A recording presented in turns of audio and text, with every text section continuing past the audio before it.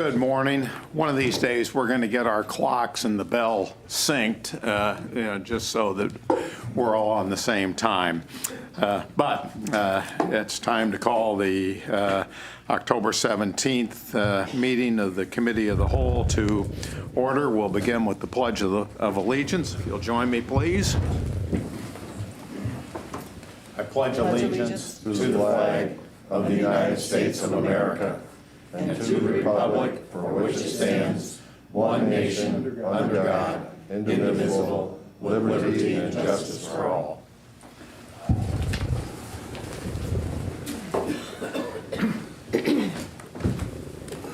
Looking at our agenda, I have been asked if we could add one item, which is discussion of the Michigan Association of Counties draft resolution opposing legislation preempting local control for solar or wind developments.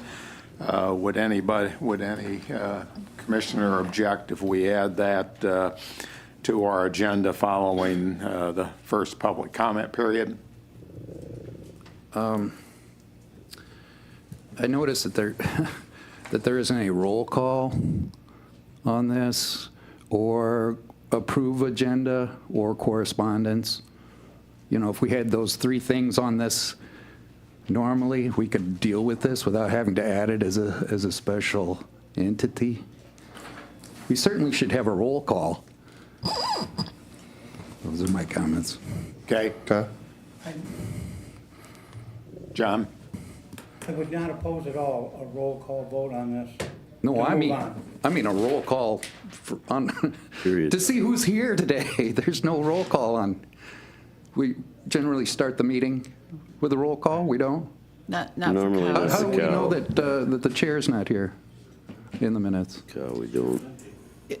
It's noted in the minutes. Okay. So when they're, instead of all ayes, it will be your names, you'll be named.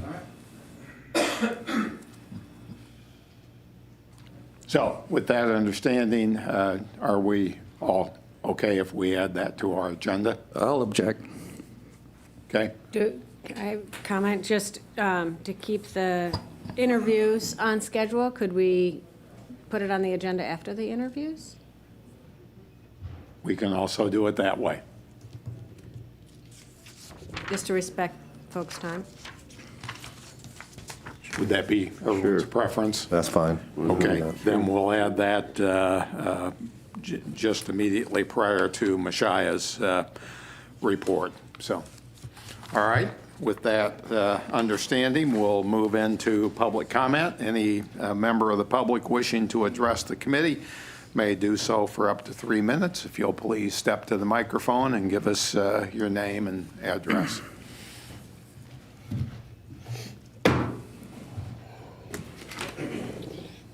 Good morning, Berry County Commissioners. Brandon Strong, Hastings Charter Township resident and Executive Director of Berry County Christian Education Association and Berry County Christian Schools. I wanted to take a minute to make you aware of a situation that happened not far from our Hastings campus these past 2 weeks ago. A group out of Indiana that fights child sex trafficking and exploitation of children across the nation were in Berry County on Wednesday, October 4th, 2023, as they had had contact with a twice convicted Berry County man who has been on the Michigan Sex Offender Registry since 2007 and convicted again in 2017. The individual attempted to make contact with what he thought was a 12-year-old girl at a business 1 mile from our Hastings campus. The content of the messages were disgusting in nature. The man in question was confronted directly by this group, and the incident was live streamed on social media and certainly caused a stir with many of our local residents. We are fortunate that the Berry County Sheriff's Office responded rapidly, and I'm certain that our court system will provide ramifications for the individual and possibly individuals involved in this particular situation. I say all of this in an effort to bring attention to the Paul Henry Thornapple Trail.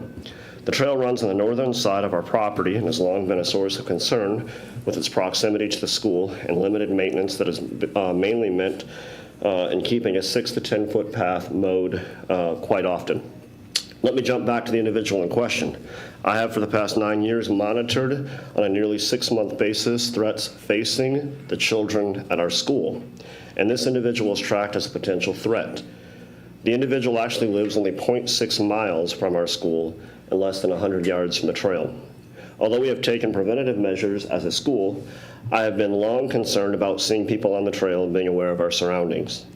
This past year, after conversations with Commissioner Getty and Mr. Dan Patton, we were given the okay to clear the brush and overgrowth on our side of the trail and granted permission to keep the trail up to the physical trail mowed and maintained. We have accomplished this with volunteer help and assistance from our school families. Some are here today, were here last week. Although I wish the project was complete, it remains as a volunteer project, and I hope in the very near future that it will be completely cleaned up with all the brush that remains on our side of the trail. I want to thank Commissioner Getty, Commissioner Jackson, Commissioner Tunison, Commissioner Smelker.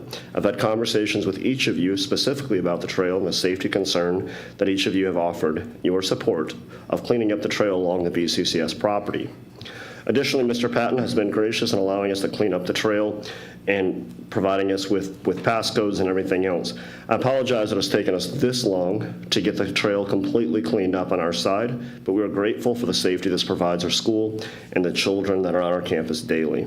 Additionally, I know that cleaning up the trail has been a source of consternation for some in our community, and they have specifically lashed out at Mr. Patton as he has given us his blessing. My hope is that after the events of last week, thank you very much, sir, appreciate it. Additional public comment?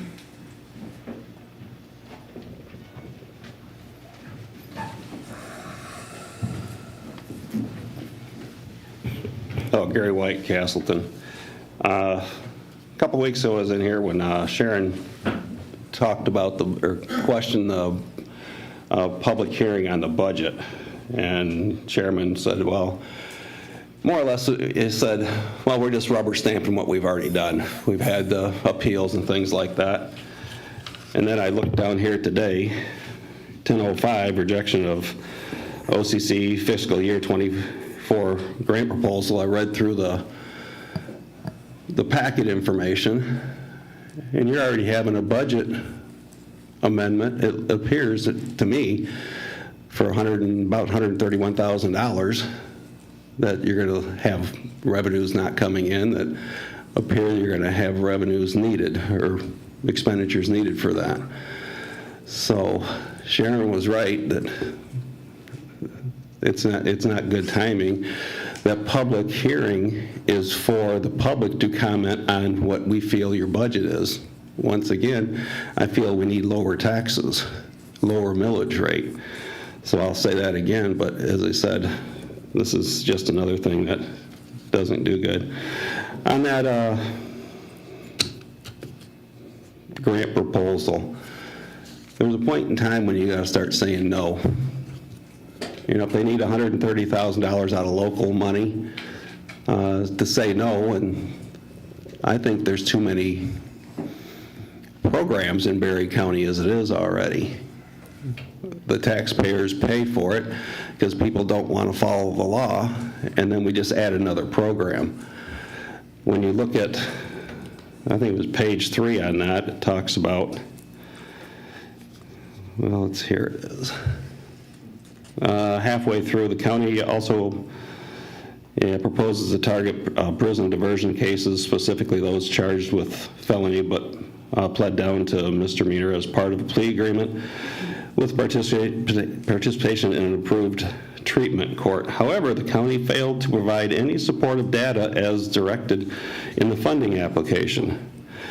This is addressed in the contractual conditions section. The county also projects a decrease in overall total program enrollments by 19.2% for fiscal year 2024, and an increase in length of stay for at least one program.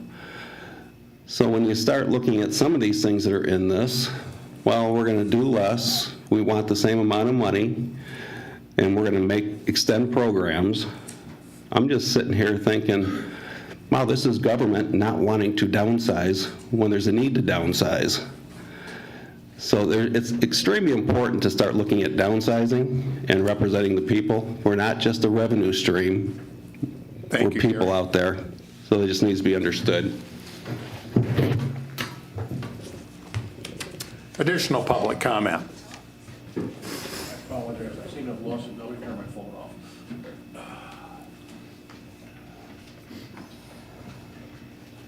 Larry Bass, Carlton Township, that's where the sun never sets. And I'm about to go through maybe oxygen to you folks, seeing the adjustment to the agenda today. But the rural counties of Michigan are under assault now by Lansing politicians.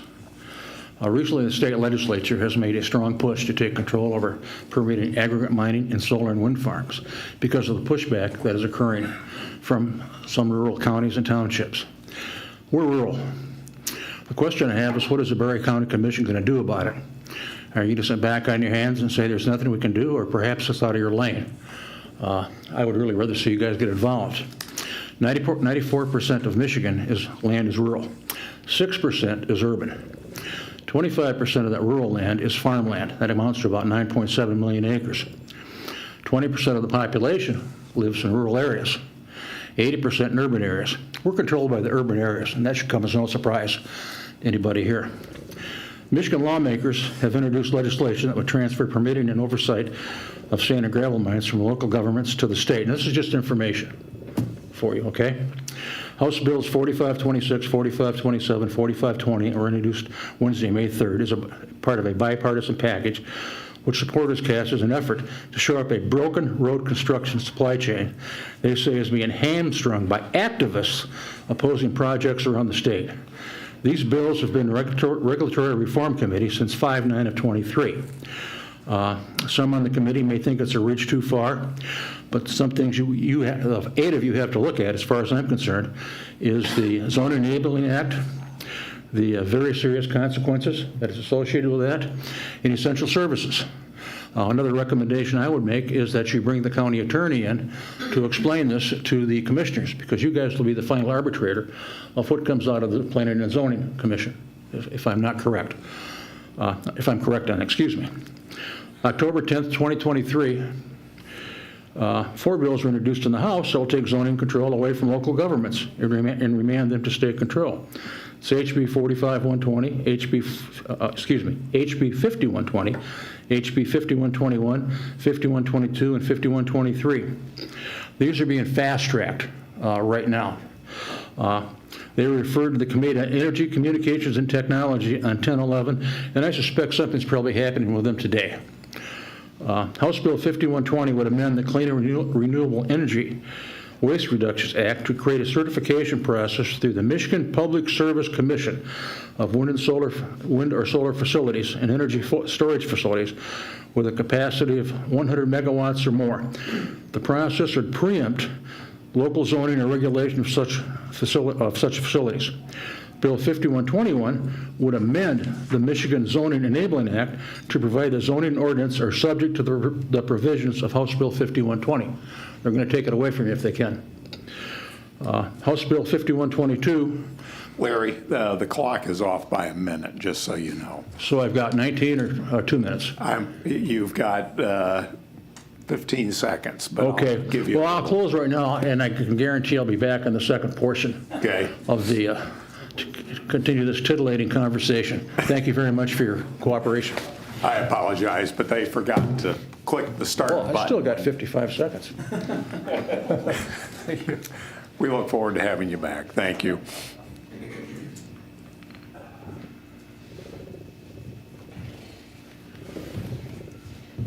Heather Wing, Assyria Township. I'm just going to echo Larry's concerns about the bills that are currently in Lansing.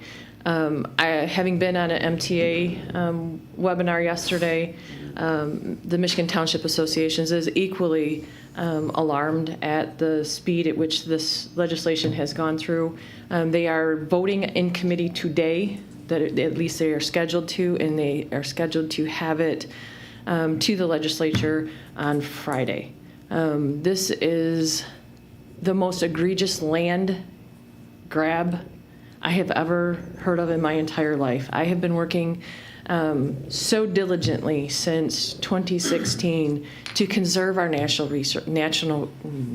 resources and prevent things like this from happening. But through our meeting yesterday, even the conservation easements that we have worked so diligently to close this year are in jeopardy of eminent domain grabs for the electric companies. I really do not know how they intend to feed the world if they continue to put solar and wind parks on agricultural soils. It is the most disgusting thing I have ever seen when you drive through northern Calhoun County to see the acres and acres and acres of solar farms that are permanently damaging agricultural properties. And the promise that you can still do agriculture on these properties with the solar panels is completely in error. There is no way you can drive a tractor under them. There is no way you can even allow animal agriculture in their lots. The cattle would destroy their solar arrays. Even the sheep will chew on stuff that they're not supposed to. So the promises that they make to landowners are false. There may be some areas that they've gotten away with it, but the way that they're going about it and challenging the local rights of townships and counties to determine what is best for their land use is absolutely wrong. And we need to make a very strong stand to be able to preserve our land in Berry County and areas around us. There is quite a few acres in southern Berry County that are slated to have solar panels on them very, very soon in a commercial fashion. If we do not make a stand, we look to lose a whole lot more agriculture than just the few acres there. Thank you. Thank you, Heather. Other public comment? Then thank you. We will move on to our first item of business, which is interviews for the DHHS board. There is one position open, and we have two candidates, the first of which is Don Perry. Good morning, Don. Good morning, Commissioners. Thank you for your time today. I appreciate it.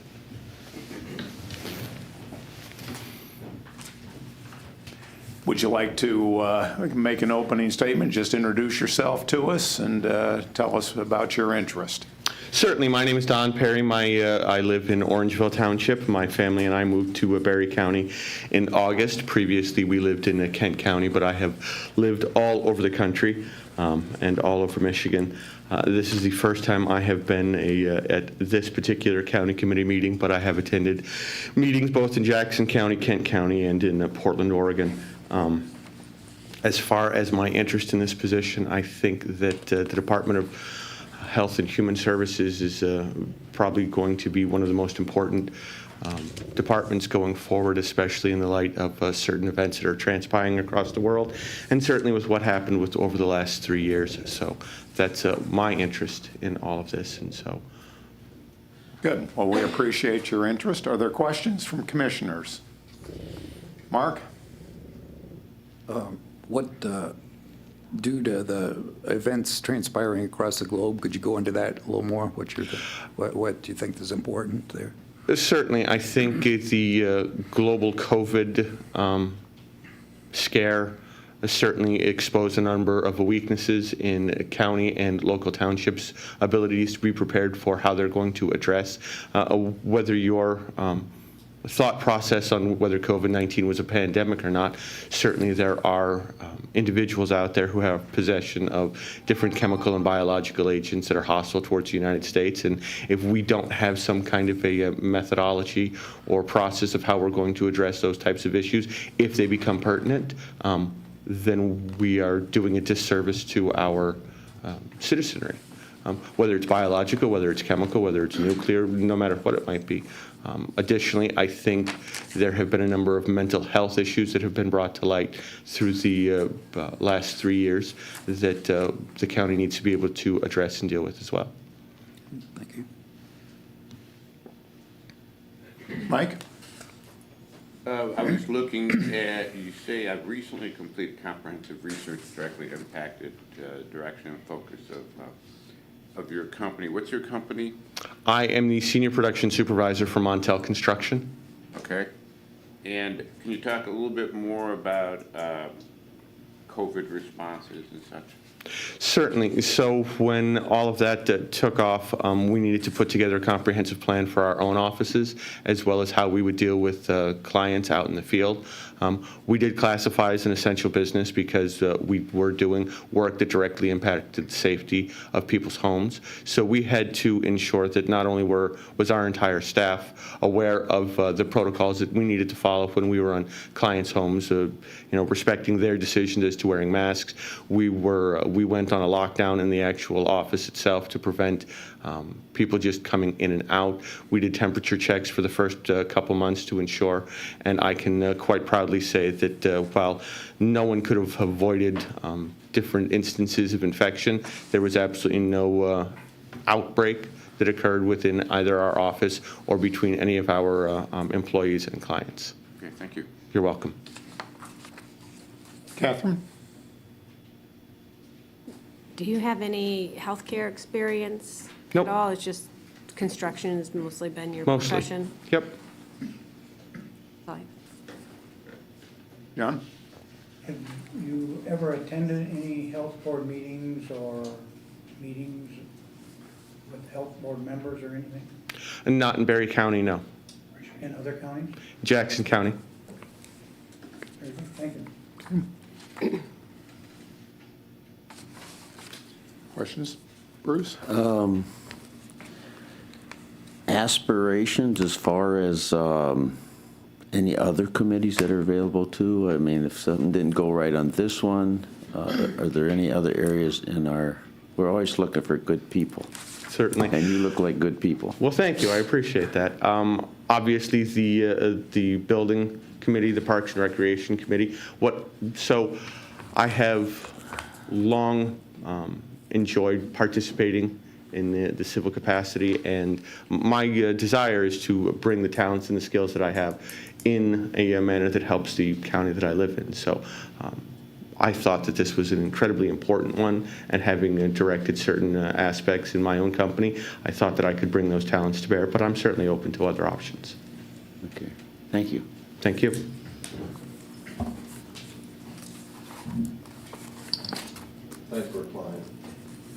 Thanks for applying. Appreciate that. It sounds like you're very well experienced, so we'll take it into consideration. Thank you. Thank you. Yes, thank you very much for coming today. We appreciate your interest. Catherine, go ahead. Oh, I I'm sorry. have one additional question, Certainly. sorry. Have you served on any other boards? Do you have board experience? I have not served on any board, any county capacity, no, but I have been a member of a couple different nonprofits and participated in a couple different business ventures in which we had certainly a collaborative effort that needed to be executed. Thank you. Certainly. Good. Any final questions? All right. Well, as I started to say, we certainly appreciate your interest. We will make a decision on our recommendation toward the end of our meeting, and we'll be in touch. You're welcome to stay, but we also understand if you need to get back to work. So I do. So thank you very much for your time. thank you. Our second candidate is Rebecca Sabo. Rebecca?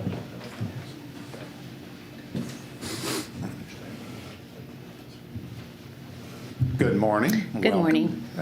We'll let you introduce yourself, and then we'll look to see if we have any questions. Thank you. My name is Rebecca Sabo, and I live in Berry County, Irving Township, Middleville area. I have over 15 years of healthcare experience, so that is my background. I am a nurse by degree, and will be looking to finish my doctorate of nursing practice up in April of 24. Throughout the course of my healthcare career, just realizing the opportunity to give back to the community with skills and things that I have learned. I do find that Berry County is unique, and that you have a long-term care facility that is overseen by the county. And that's not necessarily the same everywhere across the nation, and that it's doing very well as of right now. So just interested to give back in that space, and yeah, any questions for me? Thank you. Commissioner Doster? You're working on your graduate degree in nursing? Correct. A master's? It's a doctorate in nursing practice, but it's not clinical, it's health systems leadership. Okay. Is being on a health board type entity, is that a requirement through your education, or is this some other interest of yours? It is not a requirement. I am required to complete a research project and also some internship hours, both of which I am completing through Corewell Health as of right now. Okay, thank you. Commissioner Call?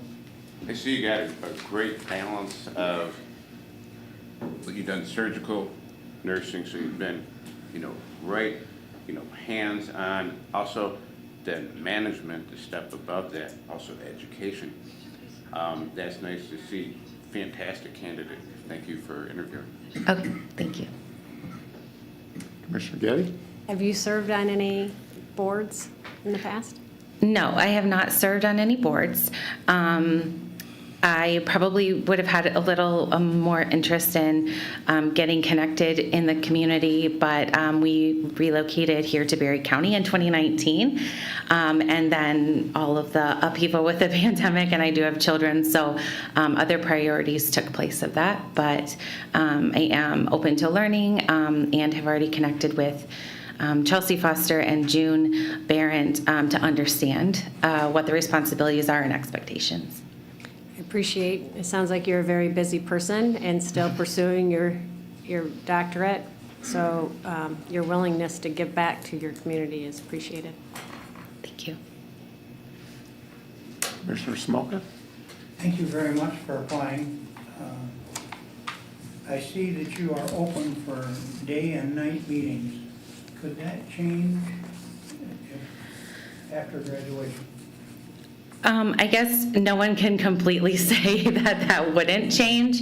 However, I am definitely stepping up to the responsibility.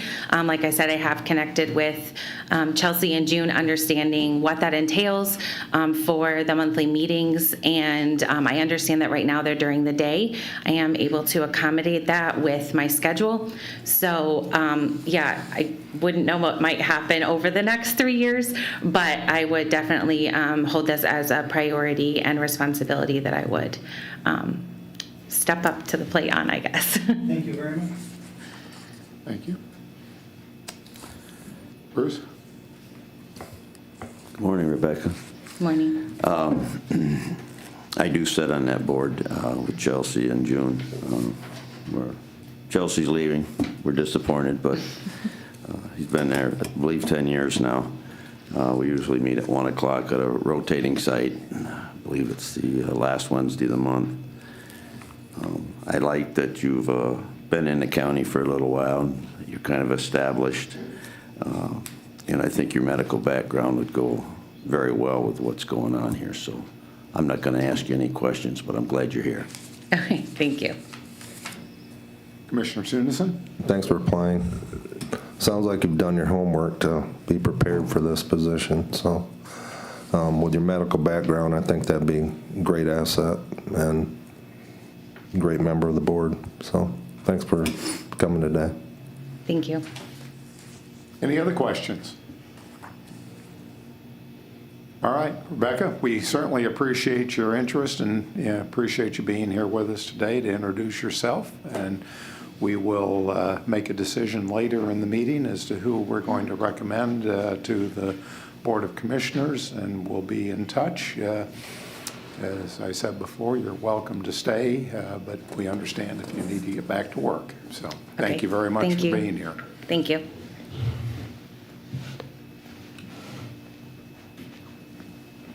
All right, our next item of business are the interviews for the Region 3B Area Agency on Aging Advisory Council. There is one position open. We have two candidates. The third candidate, Cynthia Norton, has withdrawn her application. So, Lois, would you like to?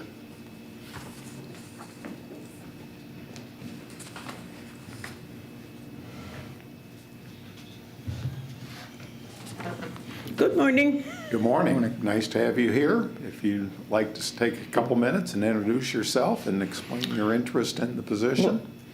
I've always lived in Berry County, and I now live in Hastings. I grew up on Schultz Road, and we have 5 daughters. I worked for Consumer Synergy in Lansing for 30 years in customer service. So I did talk to a lot of people.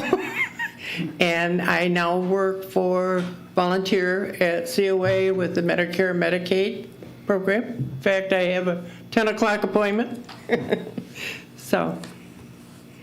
We'll have you out of here in time. Thank you. Anything else you'd like to say? Or are you open for questions? Yep. All right. I'm open.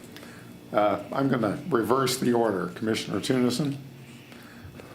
So working with the COA, obviously you understand senior citizens' life problems and what they face, so. 13 years we've done it. Absolutely. And you and your husband have given a lot back to this community, and I want to appreciate you coming Thank today, you. Lois. Commissioner Campbell? I don't have any direct questions, but I would like to say that Lois and her husband have been a bright spot in our community for a long time, working with the aging and stuff, so I'm all on board. I recommend you totally. Thank you. Commissioner Doster? You're the incumbent on the Area Agency on Aging, correct? Correct? Yes, and you've served in that capacity for a number of years now, correct? Yes. Okay. And what interested you about serving on that board? Why did you think that was important? I find it very interesting. Well, it's sort of the go-between. We have people on the board that have all the what's going on in the federal government and state government. And so we get to hear all of that also and keep abreast of what's going on with for our seniors. And then by volunteering at the COA, you have a link between the Area Agency and the COA. I do. And you think that that's valuable to maintain that? Very, very. We need to take care of our seniors. Thank you. Thank you. Commissioner Colton? So I really appreciate all the years and work you've done on this. So you probably have a clear vision on what are the biggest challenges right now in this area. In Berry County? Yes.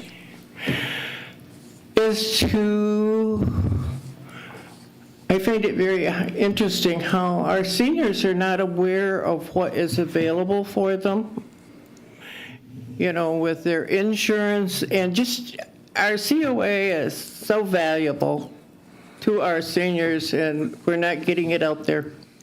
We need to work on it. Thank you. Commissioner Getty?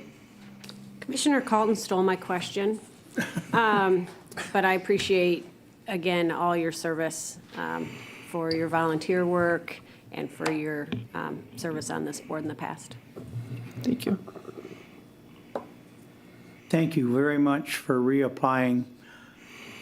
I can't tell you how many interviews I've sat through with Lois. I feel I know her real well. That's all I have. Thank you very much. Any other questions? All right. Lois, thank you very much for coming today and for your continued interest and involvement. We will make a decision later in the meeting as to who to recommend to the Board of Commissioners for approval. Thank you very much. So we'll get you to your 10 o'clock meeting on time. Thank you. And our second candidate is Kimberly Miller.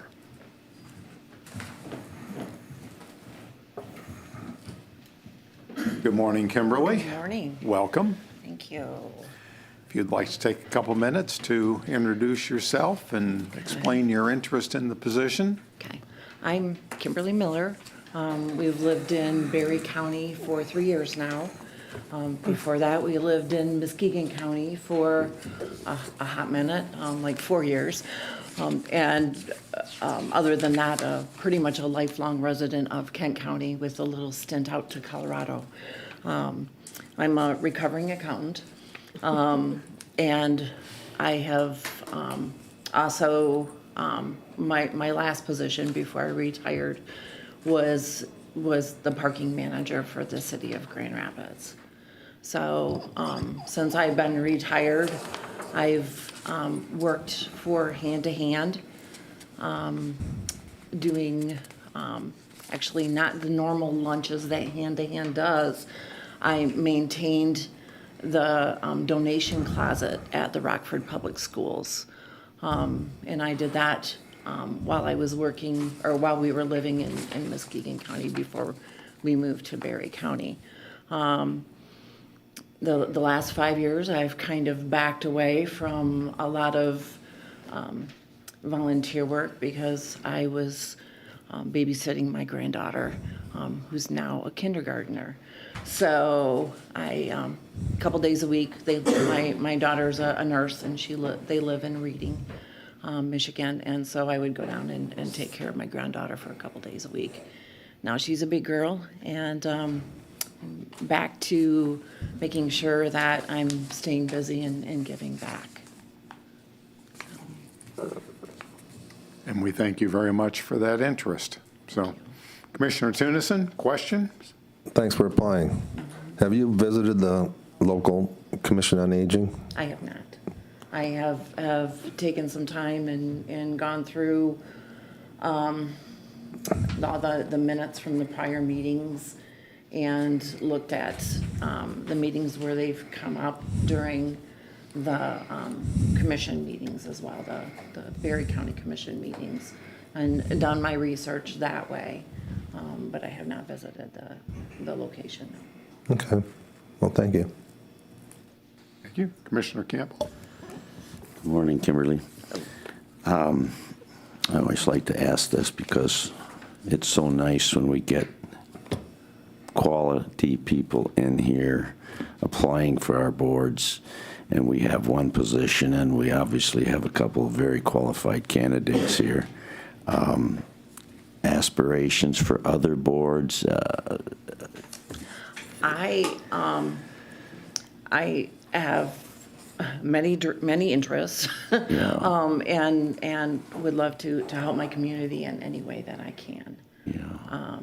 The Commission on Aging, I have gone through life changes with my parents, with sister-in-laws, with great aunts and uncles, and have been the person looking for the answers and trying to find them. So there's the prior candidate was saying about getting the information out to the public as to what's available, I think is a very invaluable thing, not only in Berry County, but in Kent County where I was when we were trying to find those services for my loved ones. So, but any other things, I'm familiar with, DDAs, and I'm familiar with building authorities, Parks and Rec. In my position at the City of Grand Rapids, we touched so many different areas of the city with helping out with special events and even just to put in a surface parking lot. There was a lot of involvement with different groups, and I'm open. Well, obviously you have many directions you could go in, and darn those grandchildren for growing so fast. Yes. Thank you for coming in. Thank you. Commissioner Doster? I might have thrown you a little bit that with the questions about the Commission on Aging, the Area Agency on Aging, which is the position that you're applying for. Are you aware that it meets in Battle Creek? That's okay. Okay. And so it's a two-county conglomerate with Calhoun County, which is a much, much larger county. And we're kind of two different populations. I mean, Calhoun County is a much more liberal, service-oriented county, and Berry County is more conservative and kind of thinks it's important to use lesser resources in those, sometimes in that, or that more self-sufficient or something. How do you think that you can? You said that it was important that for people to be able to take advantage of these programs. How do you think you could get people to do that? I think my knowledge is key, and I think the way to just have information out available for the public to look at. It's available on the website. This is what's offered, but is finding a way to educate the public as to what's out there. You know, somebody coming in and helping with your house care, or to relieve a full-time caregiver for a couple hours. Just getting that information out to the general public, you know, be it an event of some sort, or, you know, talking to nursing homes or places that that will release the patient to go home for different opportunities. Just knowledge is key, and I'm not sure what the best way is to get the knowledge out there. We don't either. But yes. That's why I'm asking. If you had that's a pretty good answer. It's actually. Communication is, yeah. Uh-huh. Yep. All right, thank you. Commissioner Colton? So I really like your budgeting accounting experience. You know, that's got to work for any organization to work. I am on the Commission on Aging board, and I think it would be fantastic on either of these boards, although I hate to say I'm scouting for the Commission on Aging board. But you would be a fantastic addition for that. Thank you for applying. Commissioner Getty? I don't have any questions except for that I appreciate your willingness to step up and serve, you know, when you have time. I wish more people with your skill set would do that. Certainly, your accounting background would assist, like Commissioner Colton referenced, a number of boards and nonprofits in the community. So if this one doesn't fit, I would encourage you to, you know, keep an eye out for other opportunities. Definitely your skill set will. is very valuable. Definitely will. Thank you.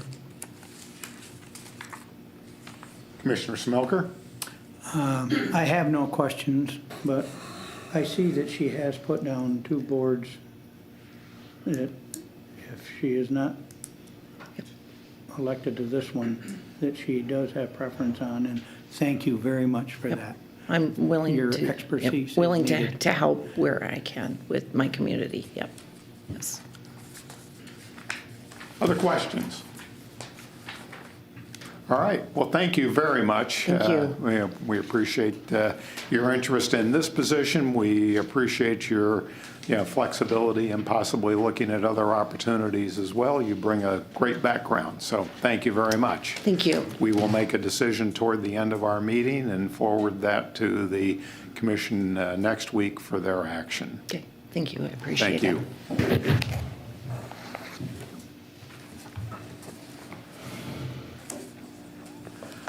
All right, per our earlier decision, we'll now take a look at the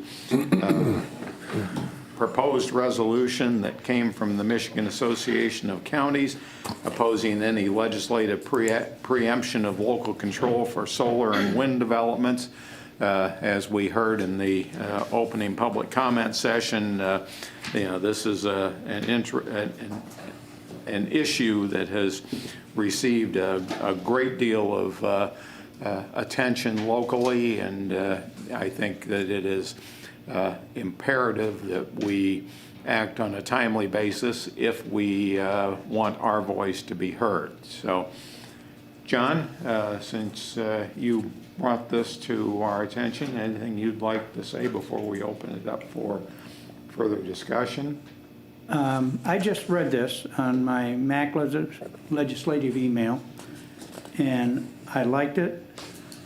That is our organization. We are a member of it, and I think we should support them on this. And that is the reason I brought this in. And it pretty well takes in my feelings completely. So I would like to see us move this to the full board as soon as we can. Is that a motion? I'll make a motion. I'll second that motion. Okay. It's been moved and supported that we recommend approving the draft resolution from the Michigan Association of Counties opposing the preemption of local control for solar and wind developments to the Board of Commissioners next week for adoption. So we'll open it up for discussion. Mike? Well, first, I mean, this is a little technical. I already mentioned it to Mike. I think that 2050 date, wasn't that 2040? But he's going to look at that. It is 2050. It is 2050? Okay, but personally, I think, this is an attempt for, I mean, and I think you used the word egregious, whatever term, but takeaway from counties, from townships for local control.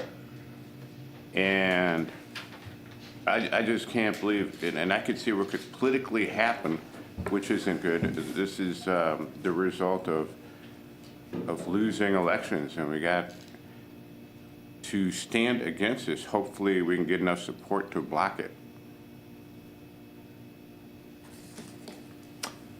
Commissioner Getty? I have spent the last decades working in local government, and specifically with planning commissions on land use planning, and having local control of land use works, and that's the best place for it. We don't need Lansing dictating land use policies for everyone. Local control with reasonable standards, we can manage this and all land use within the county. Commissioner Campbell? I think we need to move on this just as quickly as possible. I think we all know what the state is doing. It looks like they've got their foot on the gas pedal, they've got it down on the floor, and they want to get it done before the opposition can get very strong. So I think it's important that we move this as quickly as possible. I feel it's very important that we make a stand as a board right now on this resolution. It's a beginning, but the taking away local control and having the state tell us what we're going to do as a county, I have no regard for that at all. That's why we are a county. We stand up for people of this county, and we need to pass this motion right now. So, resolution, I should say. Commissioner Zoster?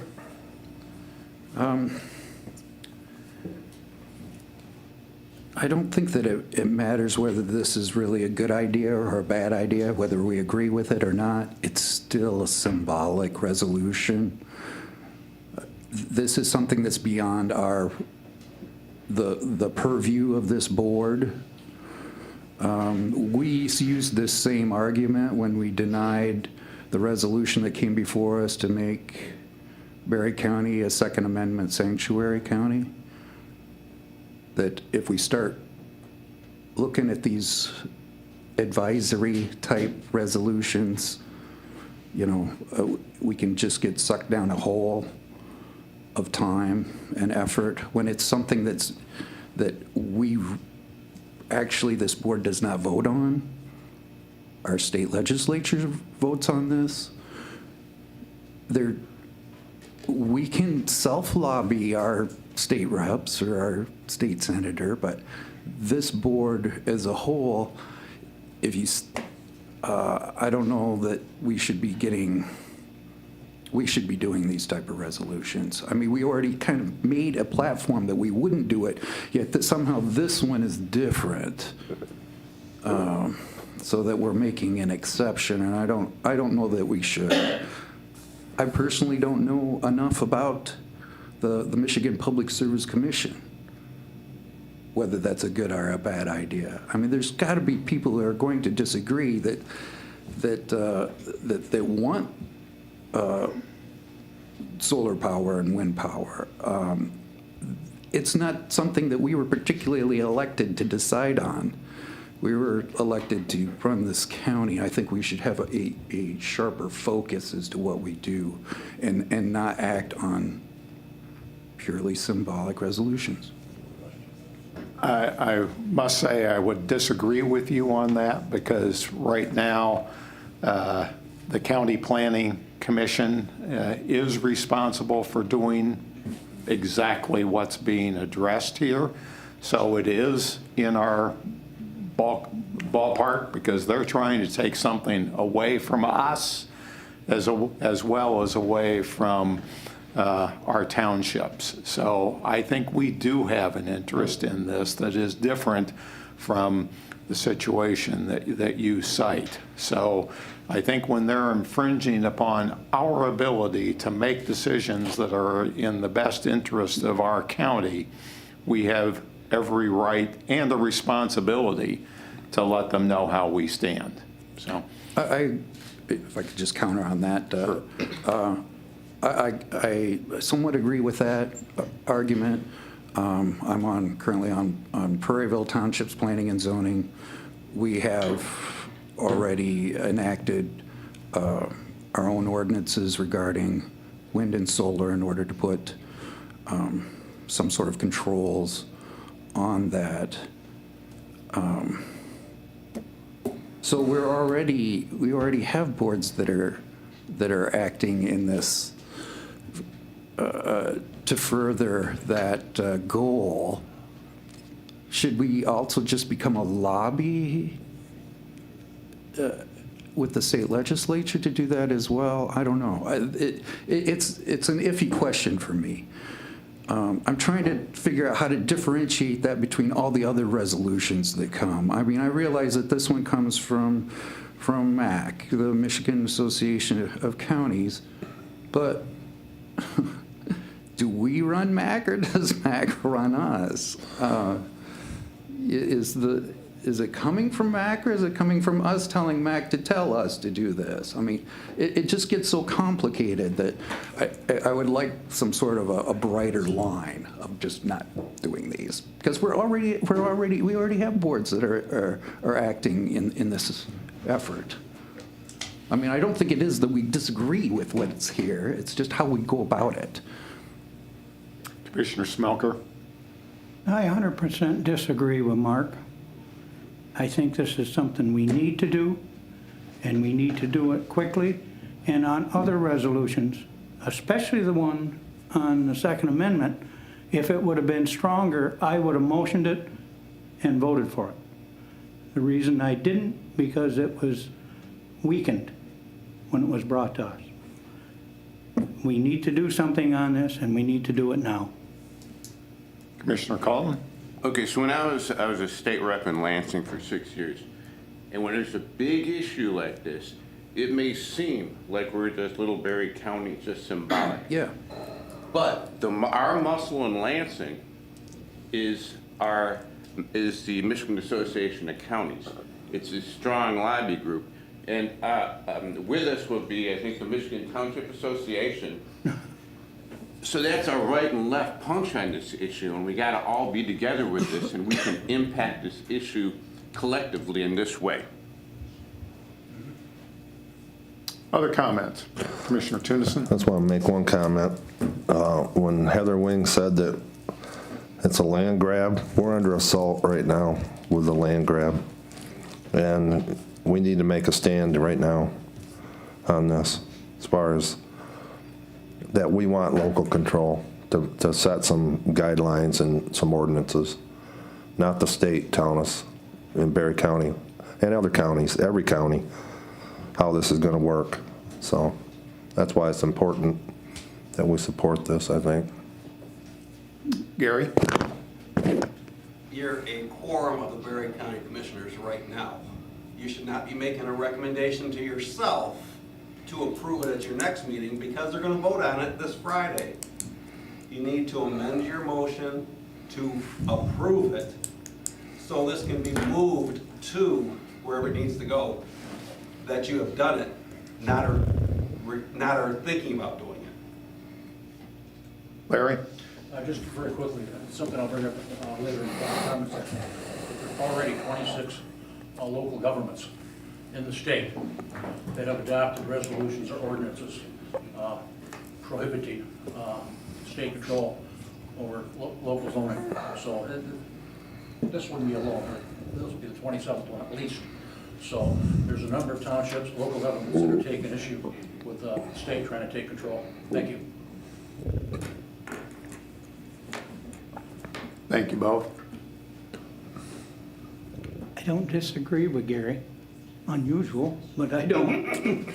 But I don't think we can do that today, can we? No, I just talked to Michael and Luella about it. This was posted as a committee, they said, and we can't actually pass that at this meeting. I mean, you could, except it would be from the committee of the whole of the Board of Commissioners, not a resolution, if you may, of the Board of Commissioners. So, yeah, I understand Gary's comment that you are a quorum of the Board of Commissioners. You are the Board of Commissioners, but we have posted it as a committee of the whole, and as such, the understanding is that items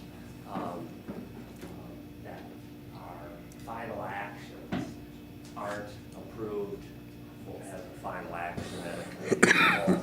We have done, you might remember, a situation where you've approved a letter, not a final action. It's not paying a bill, it's not, so in that case, you could, I'm just thinking this through a little bit and trying, not necessarily suggesting it, but to try to help frame the subject. I think the issue you have here is that while in and of itself it's not a final action, you're simply saying, here's what we think. You could do that in a letter that comes. Right. You could, as a board, you could authorize, as a committee, authorize your chairman to send a letter. It's not a final action. A resolution, however, at what point does a resolution, I need to do a little bit more research if you may. Resolutions feel like, if you may, final actions, if that makes sense. When you do something as a body by resolution, it has meaning, it has intent, more than just a letter, and that's what I would caution that rises this to that subject of a final action as a resolution. So I hopefully I didn't complicate the subject more, but. John? Can we have a letter written and sent out with today's final on this, that we're moving it to the full board next week? But this is our standing as of. I think that, yeah, I mean, to me, that's a reasonable step, given the time sensitivity that's involved here. It lets them know what our thinking is and what we anticipate the final conclusion to be. You would at least get the letter before the vote. Certainly can let Mac know that this resolution has been recommended out of the committee of the whole and will be going before the board for their consideration and final approval next Tuesday. And it would seem to me that Mac would be able to then, as they communicate, include that, if you may, that the Board of Commissioners where the Berry County Board of Commissioners stand. Be happy to do that. So we would amend the proposed resolution to add that we send a letter to MAC and perhaps copy it to our legislators indicating what our action, our recommendation to the board will be. That's fine with me. I accept. We need a motion? No, we just, I would also send it to the Senate Minority Leader and the House Minority Leader, whatever they're called. But that way it goes to more than just our three, or our four representatives and senators. This is something that our leadership needs to know where we stand on this, so thank you very much for your time. Okay. So is there a motion to amend the, I think we just used the same motion, and Bob and I need to accept the amendments. Is that correct? That's fine. You don't need, I'm happy to, I understand the board's intent. Okay. You will be recommending the motion to approve or recommend on the resolution, and administratively, we will make sure that the communication gets to our legislators and the leadership in the House and Senate. okay. On your behalf. Is there further discussion? If not, all in favor, please indicate by saying aye. Aye. Opposed, same. Nay. Okay. Let it be noted that Commissioner Doster voted nay on that, but the resolution is approved, and we'll get an appropriate communication drafted and sent off. So, thank you. It's 10:03. Anybody need a timeout? Okay, we'll recess for, let's come back at 10 minutes.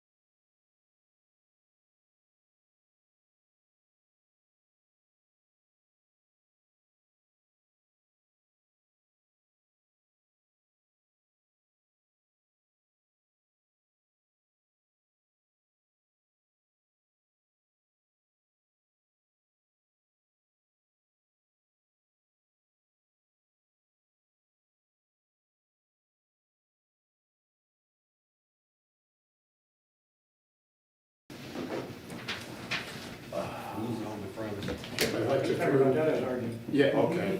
That's fine, as long as that's what you were. All right, we'll call the meeting back to order. Our next item of business is the 2023 apportionment report. Shia? Good morning. Nice to have you back with us. Good morning.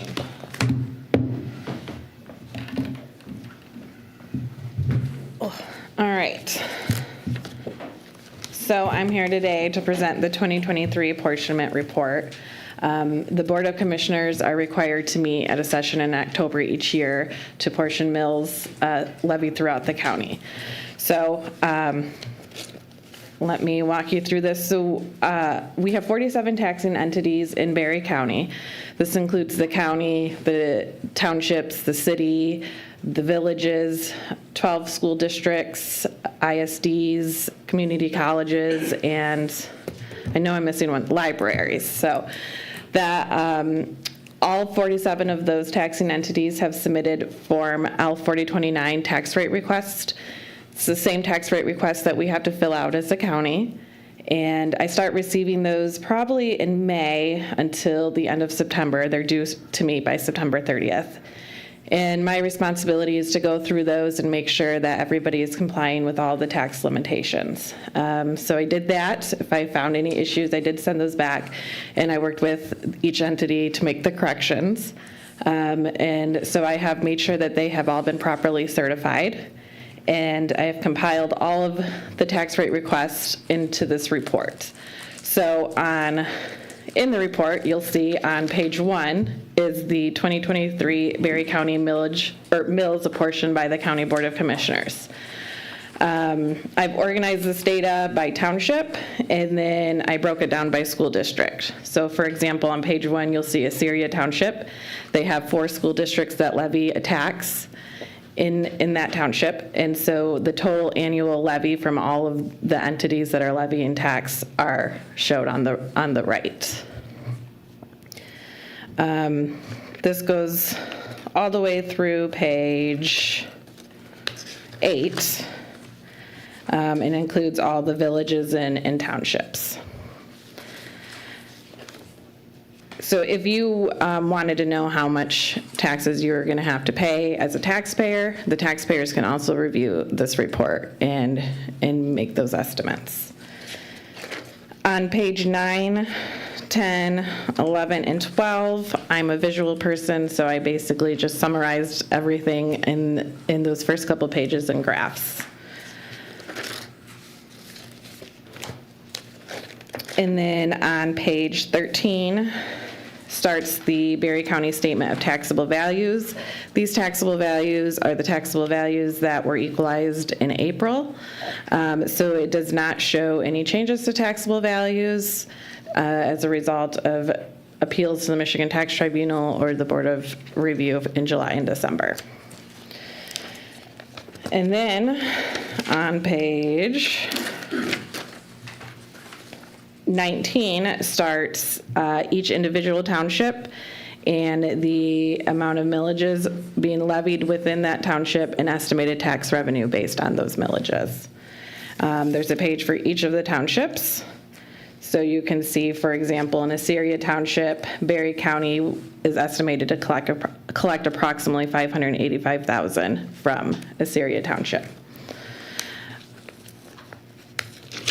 And then all of these are summarized at the end on starting on page 36, the compilation of overall estimated tax revenue. Is there any questions?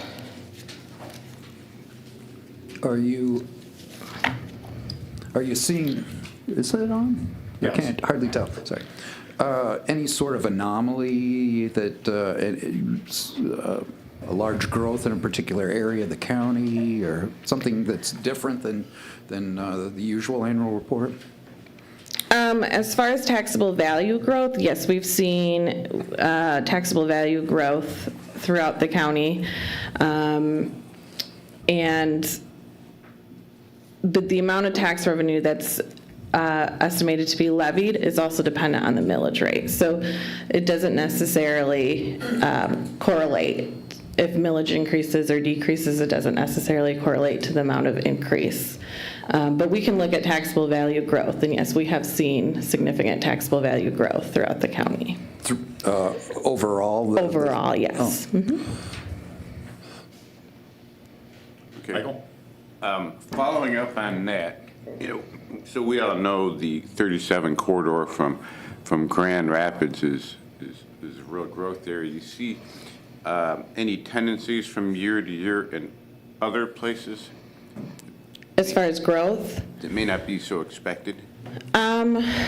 Not necessarily. I will say that the just property value in general has increased, and that is also the same case in agricultural property.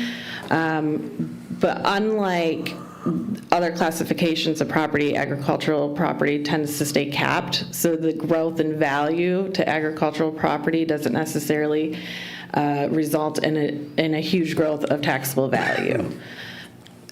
So because the county is primarily agricultural in a lot of these rural areas, we probably will see property value growth, but not necessarily huge taxable value growth. Does that answer your question? Yes. Okay. Other questions? All right, excuse me. I'm good. Okay, so the requested action is to recommend to the Board of Commissioners approval of the 2023 apportionment report. Doster? Support. All right, it's been moved by Commissioner Doster, seconded by Commissioner Getty, to recommend to the Board of Commissioners approval of the 2023 apportionment report. All in favor, please say aye. Aye. Aye. Opposed, same. All right, thank you very much.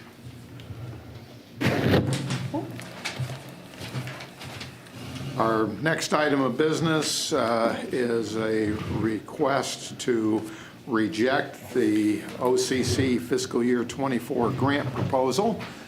Tammy, nice to have you with us. Good morning.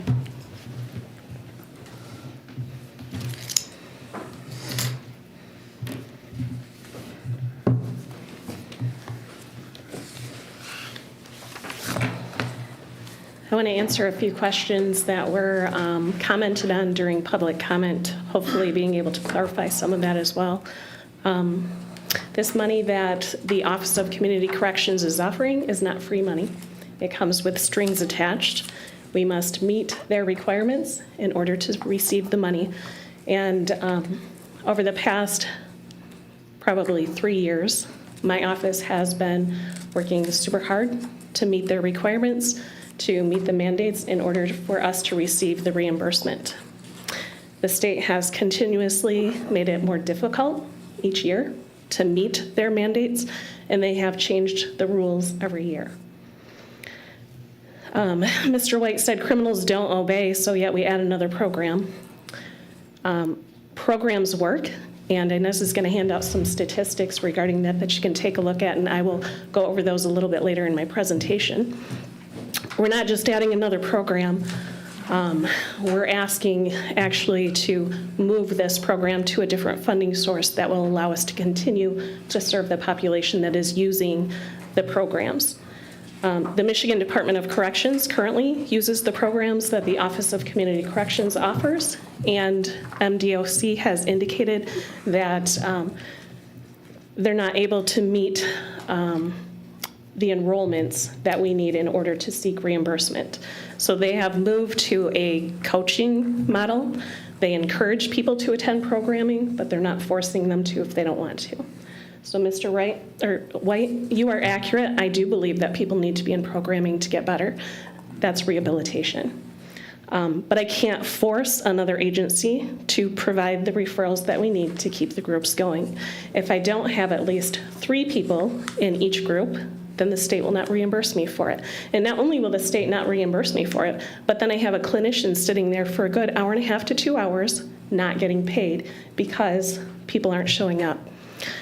The MDOC is frustrated with us. I think they're probably also frustrated with the policy change. They want us to give their offenders grace. For example, if they show up to programming, that's a step in the right direction. I can't have somebody show up for programming a half an hour late, 15 minutes late, because then I won't have 3 people to keep that group going to be able to pay for it and get the reimbursement for the county. We have had a significant decrease in enrollments, and we were able to meet projected enrollments this year because we have worked really hard to essentially beg for enrollments to keep the groups going. My staff is putting in extra hours trying to get those enrollments. Currently, the OCC reimburses my administrative assistant at 40% of her wages. She's probably spending 60% of her time or more trying to get answers from MDOC referrals or trying to find out why people aren't being referred that were even ordered by the judge. MDOC, in their defense, has had a lot of turnover. I think 2 of the agents have been there more than 2 years. They've had 3 supervisors in the past year. So that creates a struggle as well. And we're constantly sending emails. Do you know why this person's not attending programming? Do you know when this person is going to get enrolled in programming? Hey, we see the judge ordered this person. Are you going to refer them? We're oftentimes not getting responses. So when you realize that a program's not working anymore, then it's time to invest your resources someplace else where you know that it's working. In the packet that Inez handed out to you, you'll see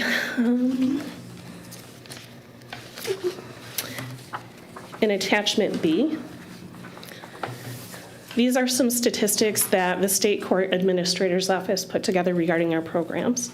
As you can see, there are ADC participants, ADC graduates, and I'm looking at the very first grid. And it has matched comparison members. Those are the comparative group of people that are on regular probation that did not participate in one of our programs. If you look at our graduates, recidivism for drug and alcohol convictions, 12%. That's over 3 years. If you look at the matched comparison, 34% recidivism. If you look at any new conviction, our drug court, 19% recidivism, and the regular probationers, 43%. Our specialty courts work.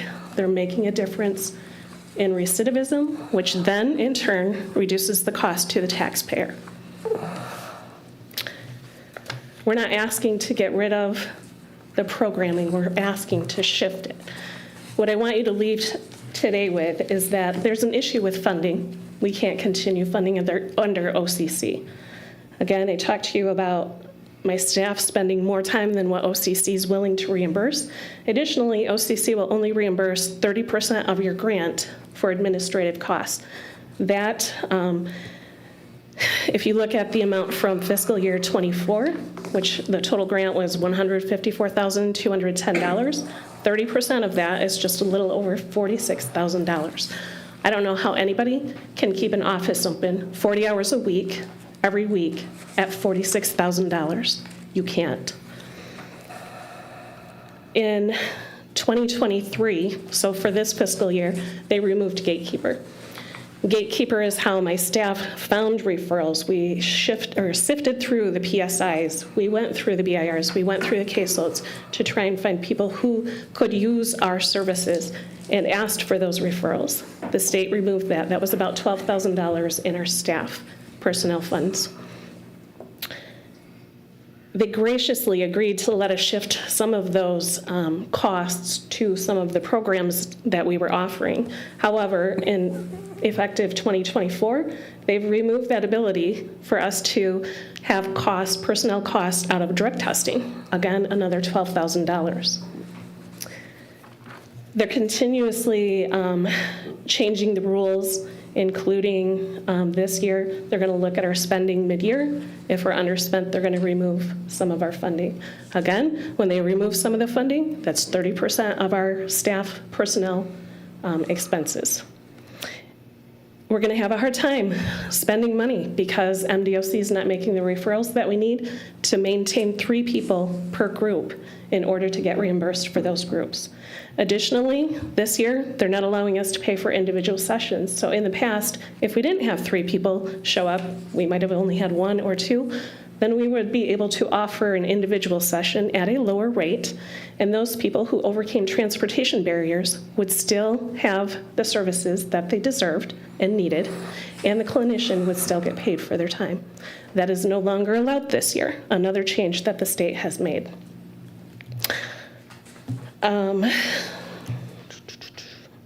So they're asking us to do more with less money. Mr. White, I don't know if that helped answer some of your questions. But I did indicate anyone that has questions, please call my office. I want you to understand our programming and what we're up to.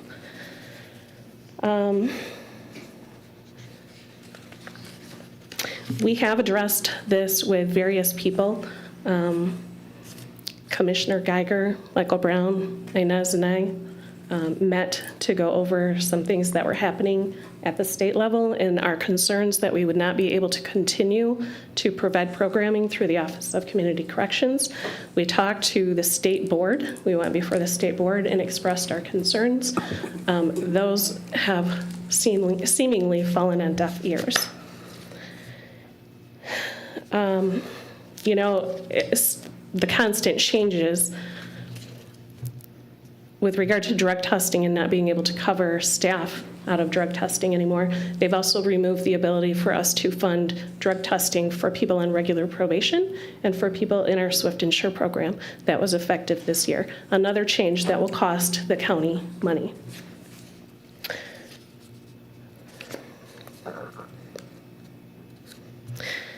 So funding is the issue. Receiving enough referrals is the issue. I can tell you that this fiscal year, at least 1/3 of the referrals that we had came from the problem-solving courts. Managing the changes that the state keeps implementing has been very difficult.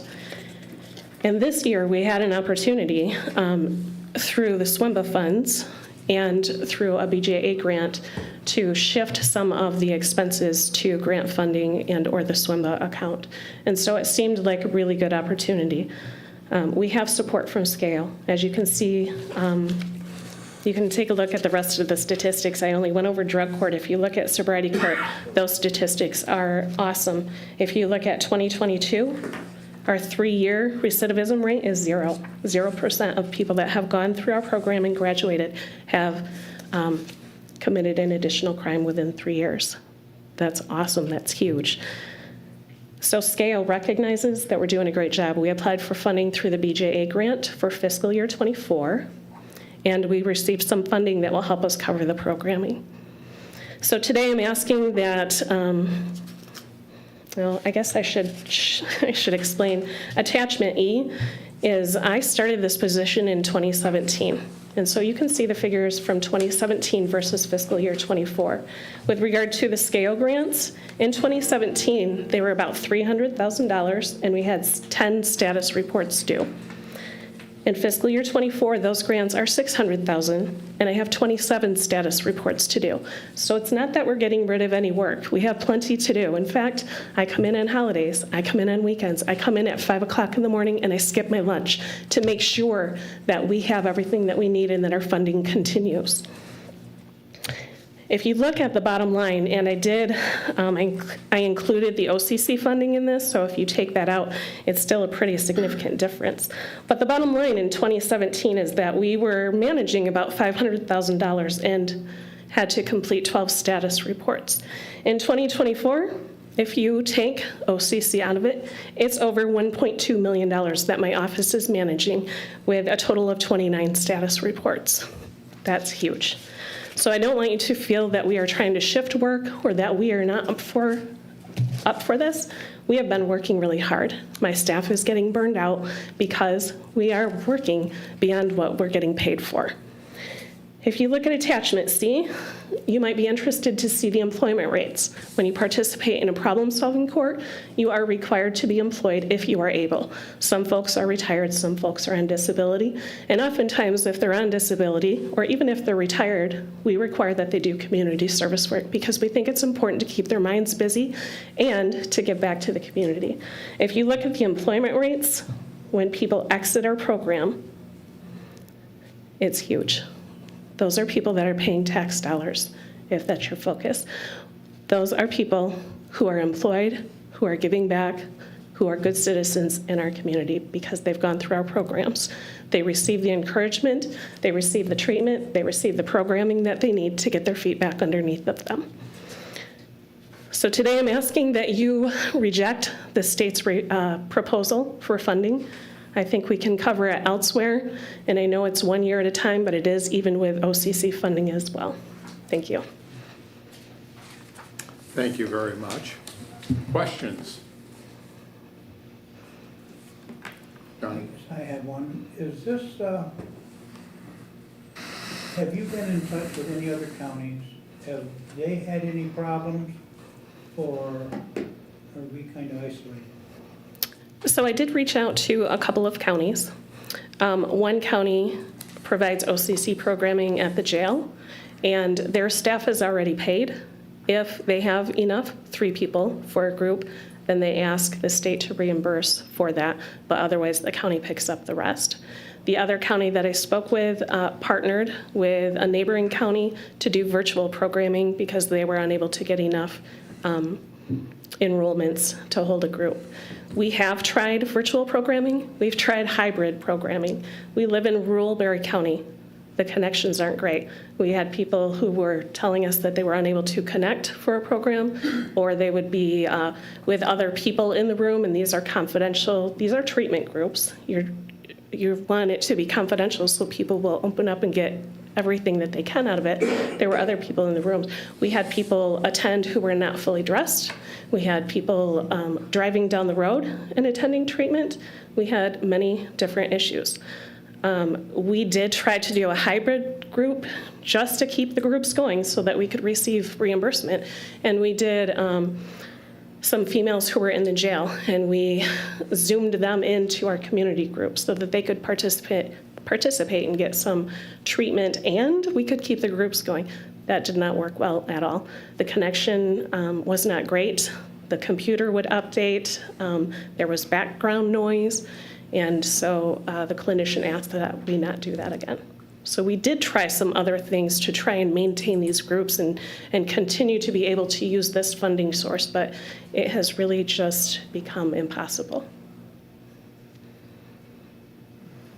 Other questions? Just a comment. I've always been skeptical of grants to fund ongoing programs as opposed to like if you were going to get buses or something like that or capital improvement. And that is always the challenge of that. So I completely support you on this. Thank you for what you've been doing. Thank you. I want to thank both you guys' commitment to your jobs. I know how much you guys deeply passionate about your jobs and what you do for trying to help people. But is it fair to say that there's no repercussions for people who break their probation and don't come to these things and stuff like that? I mean, we've heard the sheriff say numerous times that the judges are reluctant to put people in jail.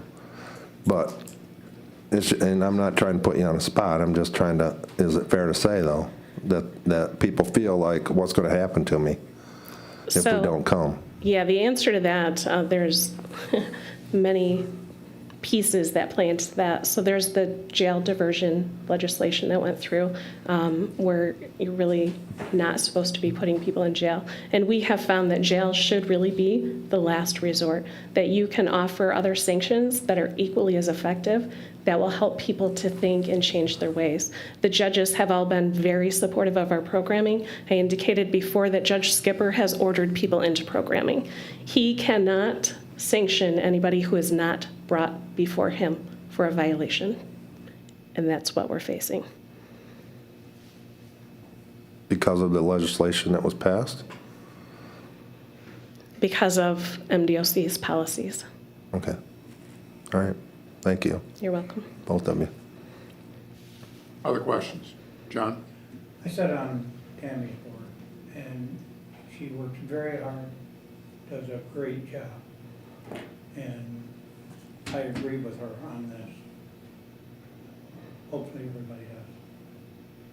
Thank you, John.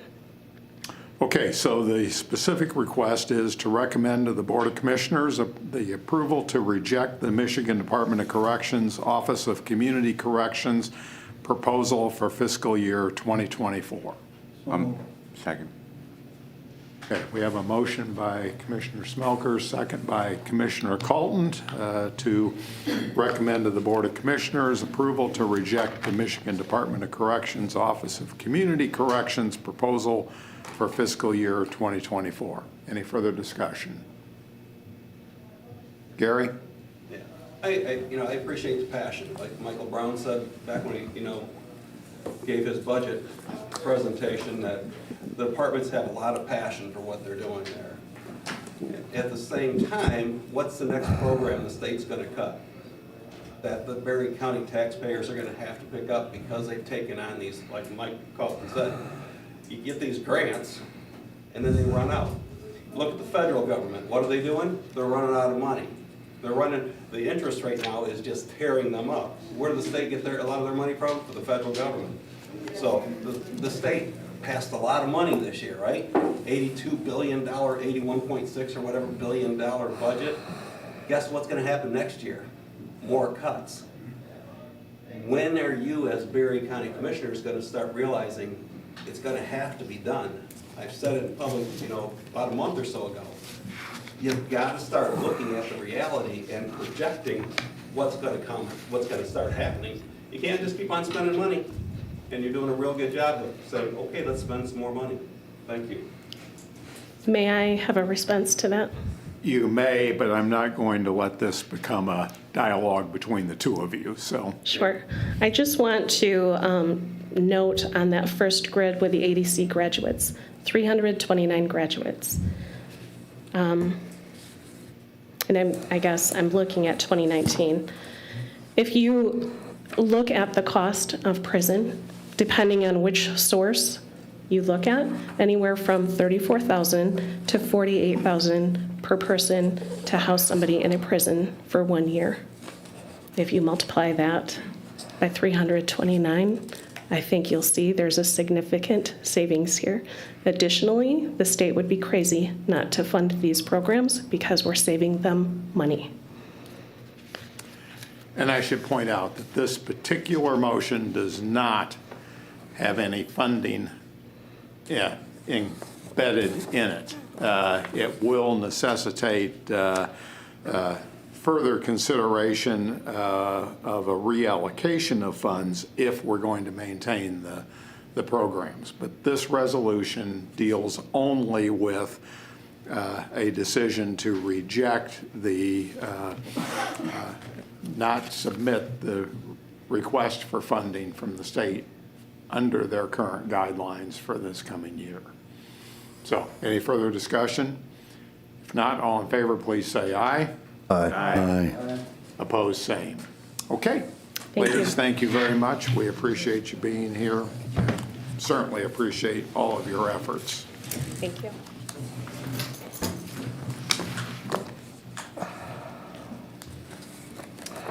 Our next item is the 2024 proposed health plans. Luella and Stephanie are here to make a presentation to us. Welcome, ladies. Thank you. We're here again this year, like we are every year at this time of year, with the recommendation from the Healthcare Cost Containment Committee for the health plans that employees will be able to enroll in effective January 1st, 2024. So just as a little bit of background, the Healthcare Cost Containment Committee was created many years ago now. I believe it dates back to 2008 or possibly even sooner. where we thought that it would be a good idea to have employee input into what health plans that they would get. And also as a means of having a group that would come together and look not only at health plans that they would like to have, but try to look at health plans that are cost effective, that employees can afford, which has become very challenging in the past few years, especially.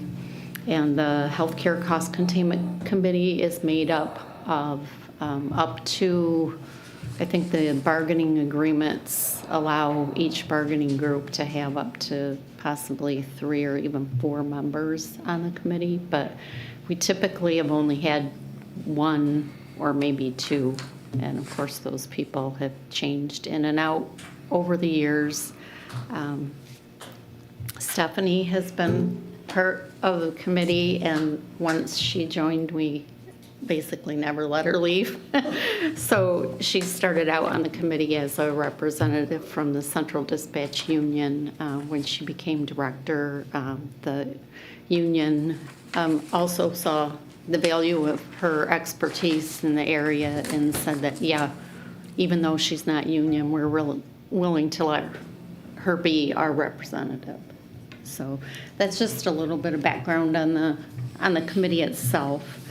As you know, earlier this year, a couple months ago maybe, we came to you and we requested a pretty major change as it relates to the health plans. And we have been working with an independent agent for many years who would do all this prep work, basically, on looking at plans, whether it be Priority Health or Blue Cross or Blue Care Network, and bringing that to the committee each year. Last year, a couple of things happened that just made the committee say, we just have to do something different. One was just the huge increase in the health premiums, which in part was due to the claims experience of county employees. And to also add on to that, we had the lowest increase in the employer percentage to pay for health insurance that we've seen since the employer caps began back in 2012. So it was sort of a double whammy last year. And so the committee looked at going in another direction. Michael did a lot of work reaching out to other agents, other types of plans, and we came to you a month or so ago and asked for your approval to join the West Michigan Pool. So the West Michigan Pool has its own plans, and they are all Blue Cross plans in this situation. They also, if we wanted to, and if Priority Health wanted us, they do work with Priority Health plans as well. But we decided to stay with Blue Cross Blue Shield at the time, just as to make things a little less disruptive, because this is a big change for us. With the pool, we get, as you can see from the sheet in your packet, that kind of shows the comparison from 2023 to 2024 of what the employees will be paying.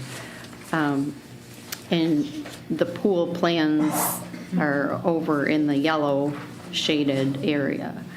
And you will see that those plans typically are going to result in a lower cost to employees.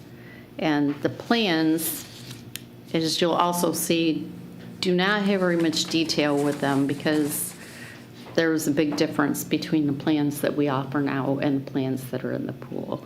The plans that we offer now were all Blue Care Network HMO plans, with the exception of one Blue Cross Blue Shield PPO plan that we offered. And the pool, they do not have any HMO plans. They're all PPO plans. So just from that standpoint alone, the employees will see a little bit richer benefit. And in most cases, the plans that the pool has tried to match to the plans that we had this year will cost the employees less. The employer contribution under the legislation that sets the caps every year is 4.1 for 2024 increase, which is the largest increase we've seen since PA 152 went into place. I guess I'll let Stephanie talk a little bit too about the committee and the changes this year. I don't have a lot to add. I think that it's important that your board and body understand that every year it's kind of a juggling act. It's a play on numbers, if you will, and the increases that we saw for 2023 were substantial. There was not a single collective bargaining unit throughout the county or any administrator that was 100% happy or probably happy at all with what we presented in 2023. It was kind of a double whammy year for us. The cost of healthcare rose exponentially, and the increases for PA 152, I believe, were the lowest. It was the lowest increase that we'd ever seen since 2012. So the committee, even the newer members of the committee, knew that for this year we needed to do something different. From an administrative perspective, this absolutely impacts our recruitment and retention.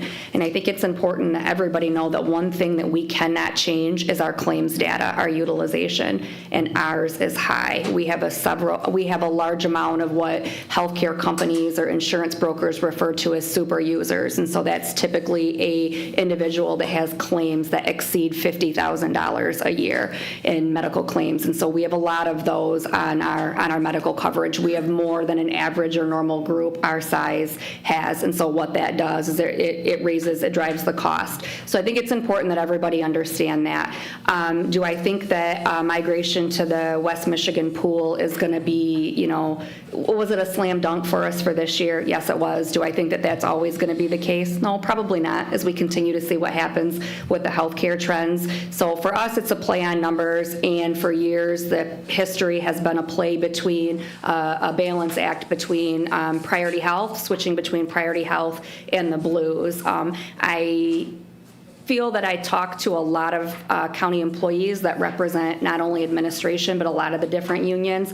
And I think that our employees generally are happier with the Blues or the Blue Care products because it provides them the opportunity to seek health care wherever they live. We're kind of, if you look at Berry County as the center of the bullseye, we have employees that are from the Lansing area, the Battle Creek area, the Kalamazoo area, and then, up in Kent County, the Grand Rapids area. And so Priority Health is owned by Corewell Health. They're formerly known as Spectrum, and so their network is not as broad or as vast as the Blue Care network. This year, Michael did start early. He did put a ton of time, work, and effort into looking at different brokers and different options, reaching out to other municipalities to see what their healthcare looks like. Again, our claims data drives that. So I was very happy. I think that we were all pleasantly surprised or very happy with the numbers that we received from the pool. And so it's important to know that in the pool, we are still rated based off of our utilization, our claims data. So it's not an average from the 151 or 152 municipalities that are represented. We're still rated based off of our data, but think of it as like going to Sam's Club where the pool is buying healthcare in bulk. And so that's where the savings comes. That's where the discounts come.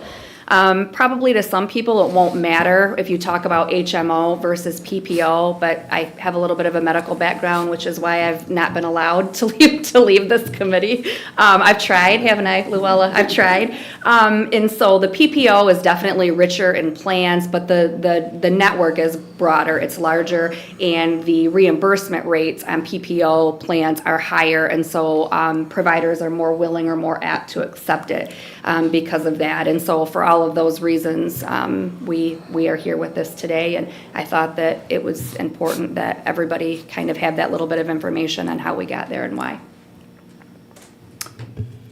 Thank you very much. So the specific requested action is to recommend to the Board of Commissioners approval of the 2024 proposed Berry County health plans for Berry County employees as recommended by the Berry County Healthcare Cost Containment Committee. We have a motion. Is there support? Support by Commissioner Calton. Discussion. Mike?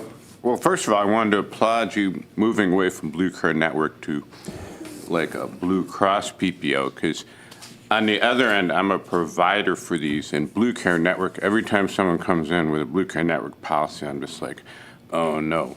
Very difficult to work with, not a good payer. Blue Cross and even Priority Health are easy to work with, good payers. But I do have a question though.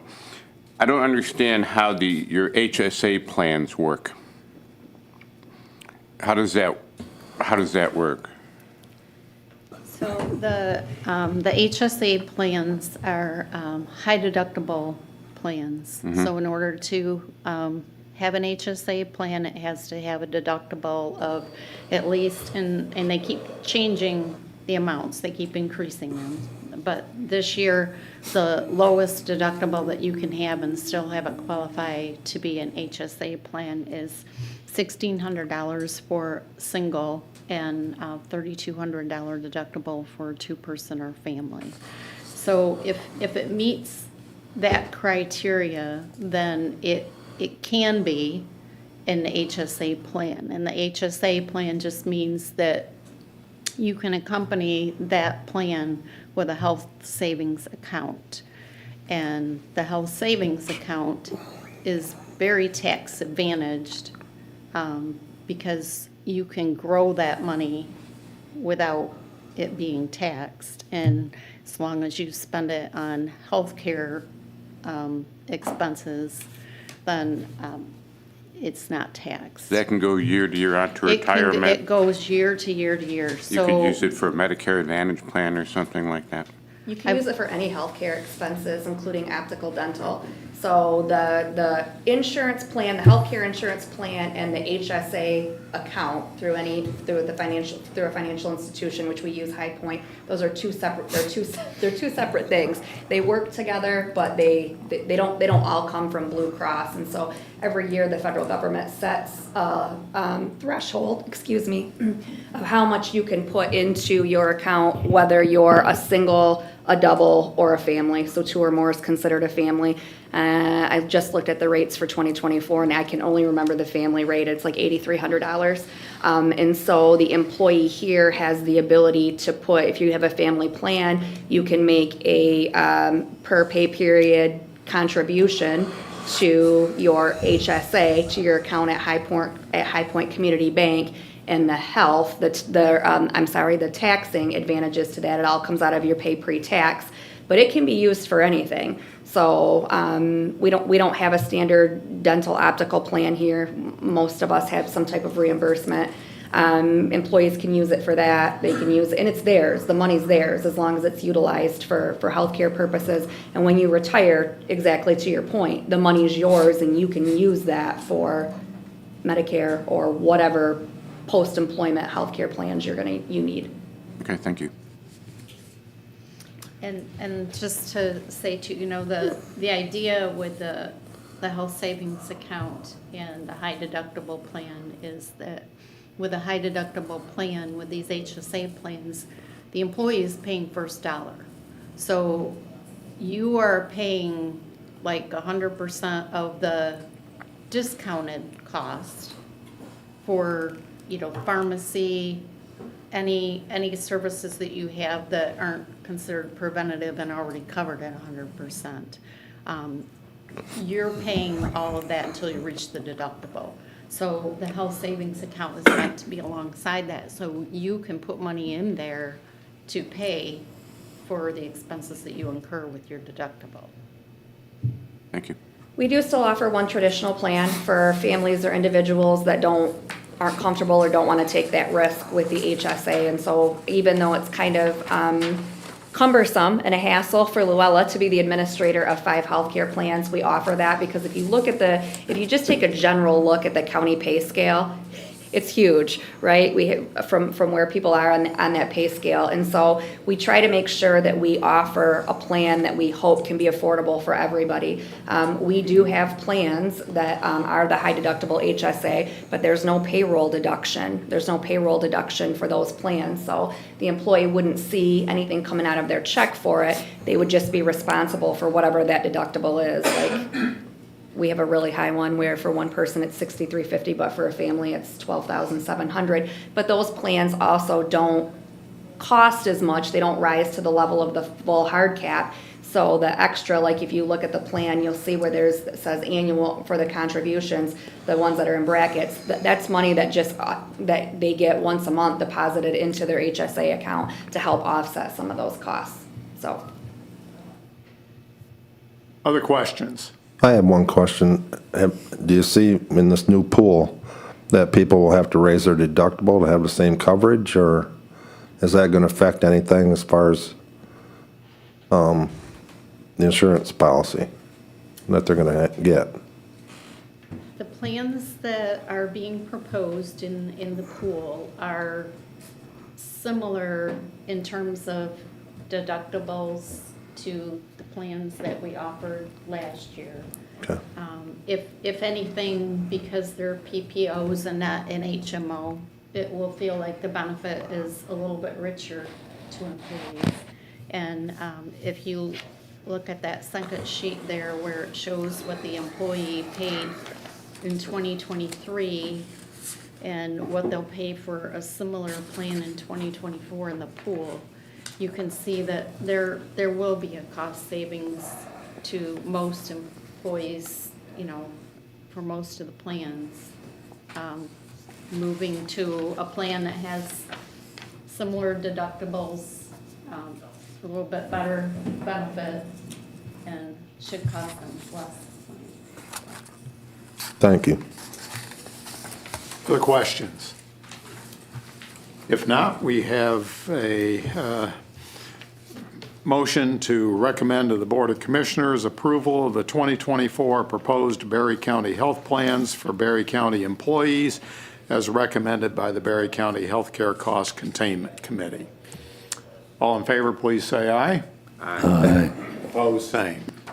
All right. Thank you very much. Thank you. I would just make one other note that we're hoping to conduct open enrollment for the plans hopefully in the first couple of weeks of November. So you'll be seeing information on that, and there will be some changes. We are probably also changing the life insurance provider that we have, and a lot of employees purchase voluntary life insurance. So because of all of the changes and the inability to get the electronic enrollment system up and running in time, you will all see paper this year, paper enrollment. You won't have to go on your computer and do it online. You'll get papers that you need to fill out and turn into administration. It's not going to stay that way, John. No, but John thanks you for this year. So. Thank you very much, ladies. Michael.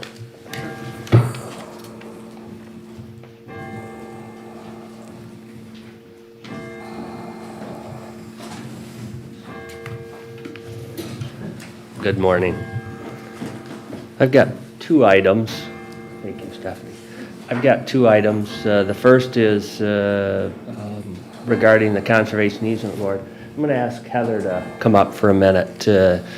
She has some sorrowing news to share with us, but I think that in light of this as a it's appropriate. So maybe I'll let Heather, because Paul served on the Conservation Easement Board. Thank you, Michael. Earlier this year, the Berry County Conservation Easement Board was able to close on 2 conservation easement projects, permanently preserving more than 500 acres of Berry County agricultural lands. Paul Wing spent more than 20 years working to make Berry County agriculture working to make sure that Berry County agriculture maintained a healthy, viable resource for generations to come. Now more than ever, our rights as landowners, township officials, and county officials are being challenged by the legislation currently being discussed in Lansing. The legacy that my father-in-law left to value our resources through efforts to protect our farmland through permanent conservation easements is an exemplary mission. The ability of local governments my writing is just about as emotional as my speaking. To maintain rural, open, green space and agricultural areas is being threatened. Many years ago, Tom Guthrie created an endowment through the Berry County Community Foundation for the preservation of farmland. His vision, shared by Paul Wing and the many other members of the former Ag Preservation Board and now the Conservation Easement Board, is in jeopardy. I questioned my motives for reapplying for my position on the Conservation Easement Board. Its membership is time-consuming and at times over my limits. However, being a fifth-generation farmer, now more than ever, I am as determined to continue the race to preserve our agricultural and open space resources before they are depleted.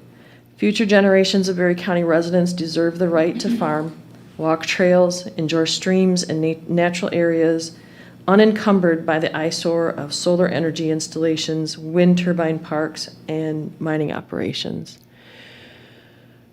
Paul Wing, the immediate past president of the Conservation Easement Board, passed away Sunday morning at 3:55, surrounded by family. He was the perpetual dairy farmer. Never enough time, but always overcommitted and dedicated to helping everyone around him. And land preservation was something that was very, very dear to his heart.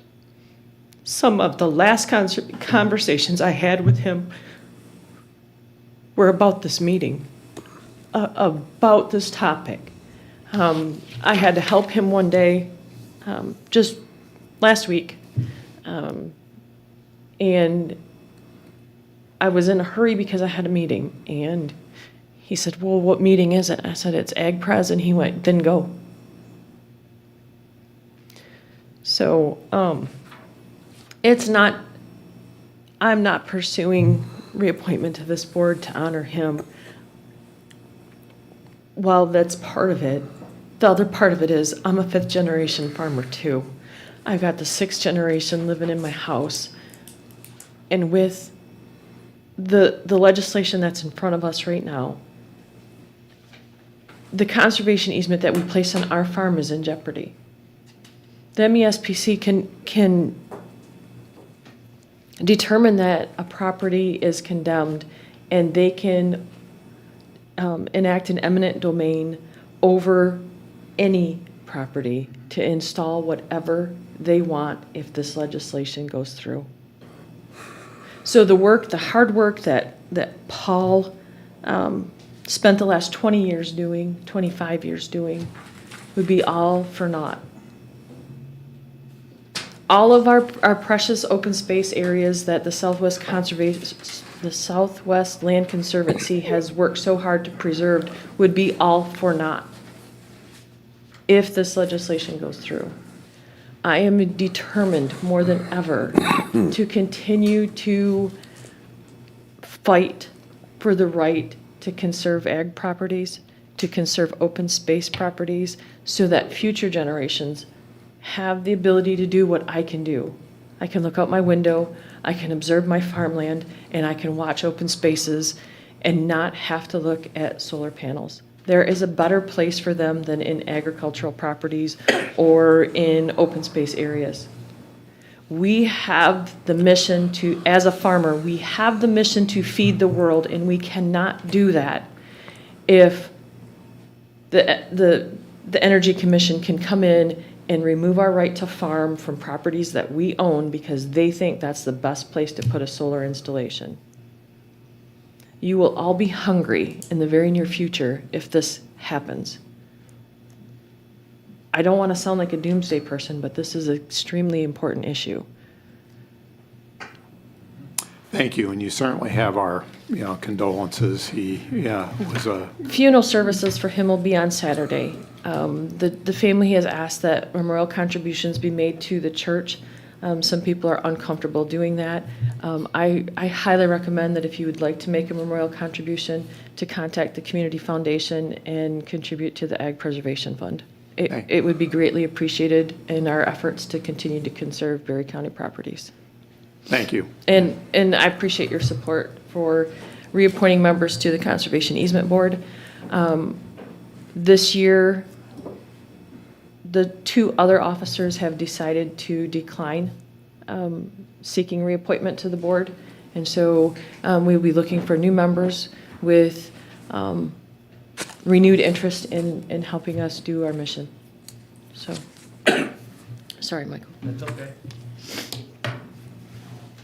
So, to the point, This is a motion to recommend to the board approval to reappoint Joseph Sansamino to serve on the Conservation Easement Board as a township designee for a term that began on January 1, 2023 and ends on December 31, 2023, and to reappoint Heather Wing to serve on the Berry County Conservation Easement Board in a position representing agricultural interests for a term that begins January 1, 2024 and ends December 31, 2026. In all, there were 3 positions published. The incumbent serving in the conservation interest position, Joan Foster Schroeder, reapplied for the position, but subsequently withdrew her application. So we will re-advertise that. okay, thank you. Questions? Oh, I'm okay, thank you, sorry. What township was Joseph representing? It was Hastings? John Okay, Hastings thank you. Charter, and on the back side of the agenda request form, if you're interested, on page 1 of their minutes, under new business, at the bottom, number 2. Indicates that the township is recommending them. Okay, Now, John? does Joe's term run out? Yes. Joe's term is an annual appointment. The township position is an annual appointment, much like the planning and zoning position, where that. Once a year they'll reappoint. We did this early so that he could continue after the first of the year and you could make your appointments to the board and not have to wait until the first of the year. So he just was reappointed, I want to say May or June. He was a member, his term expired. We didn't have a township representative. Hastings Township recommended him as a township representative, and that's an annual appointment. So any other township could come up with a person, and you would have to decide who would be the best person for that. It used to be that the Board of Supervisors, they used to meet when I was first a commissioner, they would come up with the representative, and for the many years, George Cullors held the position, but he retired, I want to say in 16, so he was done doing board service then.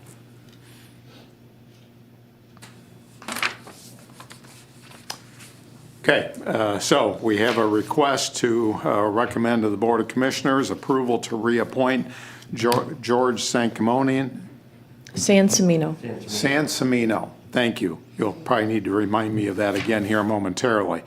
To serve on the Berry County Conservation Easement Board as a township designee for the term that began January 1st, 2023 and ends on December 31st, 2023, and to reappoint Heather Wing to serve on the Berry County Conservation Easement Board in a position representing agricultural interest for a term that begins January 1st, 2024 and ends December 31st, 2026. So moved. Support.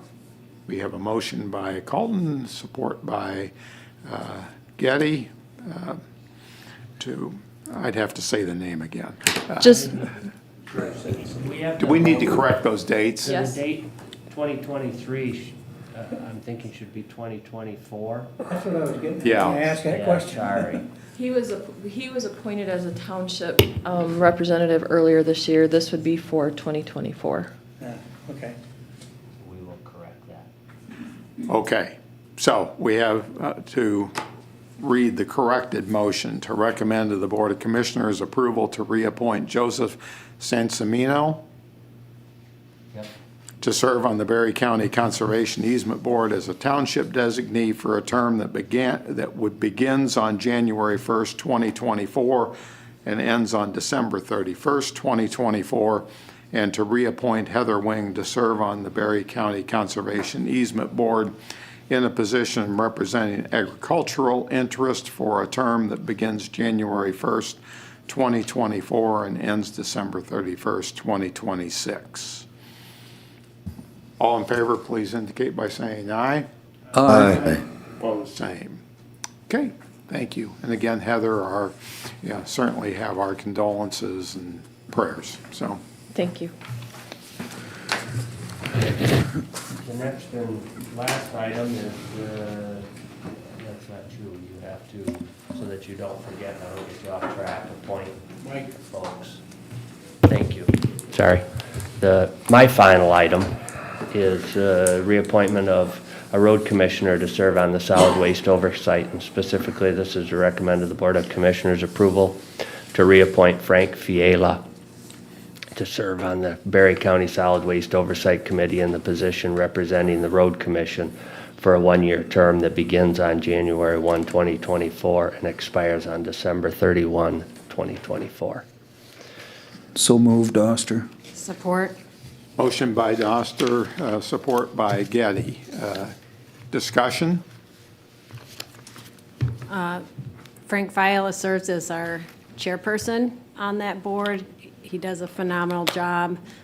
We do a lot of work with the collections twice a year, and fully support appointing him again.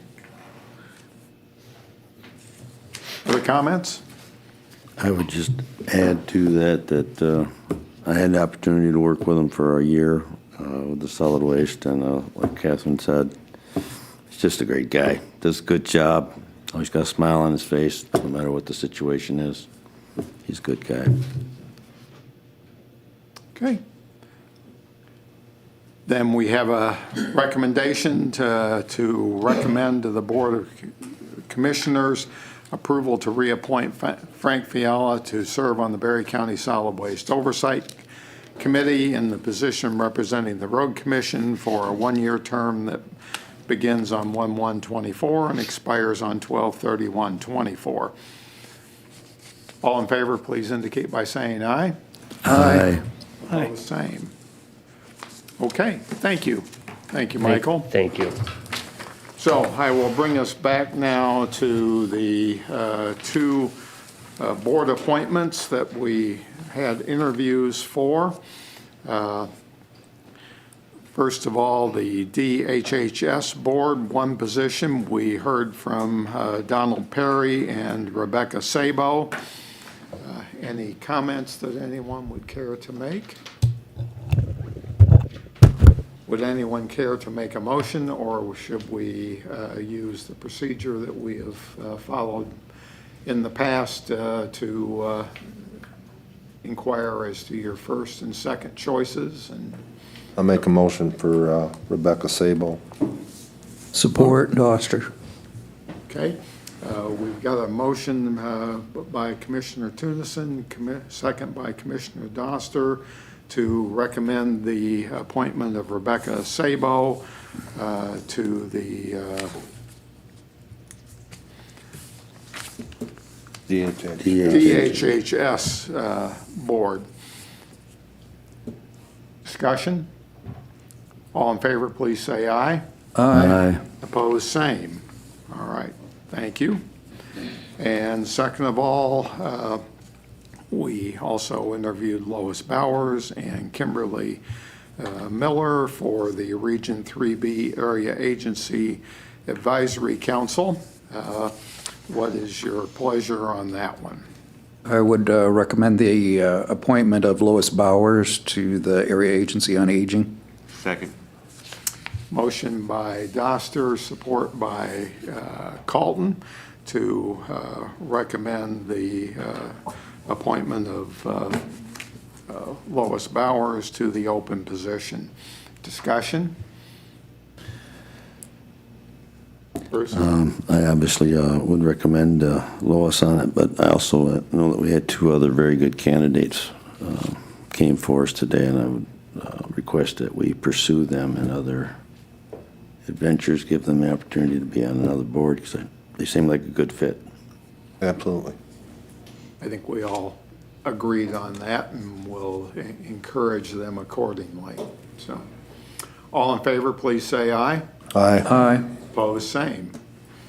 All right, we are down to public comment. At this time, any member of the public wishing to address the committee may do so for up to 3 minutes.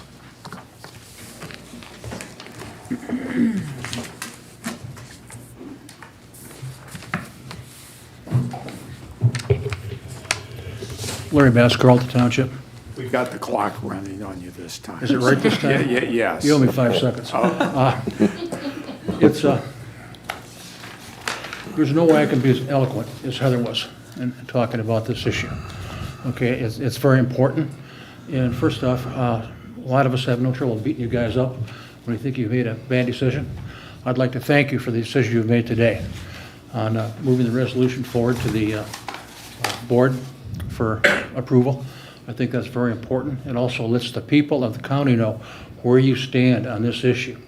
And that may be symbolic, but parodying on what Mike said a little bit earlier, there's times that you can't put a value in symbolism. Symbolism can be very, very important on certain issues.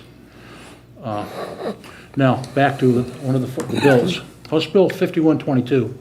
That would have been the Clean and Renewable Energy and Energy Waste Reduction Act to create a certification process through the MPSC of solar energy facilities and storage facilities with a capacity of 50 but less than 100 megawatts. This process also would preempt local zoning or regulation of such facilities. House Bill 5123 would amend the Michigan Zoning Enabling Act, we've talked about that before, to enable the zoning ordinances are subject to the provisions of House Bill 5122. The Sabin Center said that as of May, 26 local Michigan governments have delayed or blocked utility-scale developments.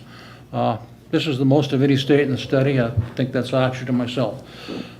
Currently, townships, cities, and counties are able to set their zoning and permitting standards as it relates to solar and wind installations. They're trying to take that away from us, folks. So it's very important we act on this immediately.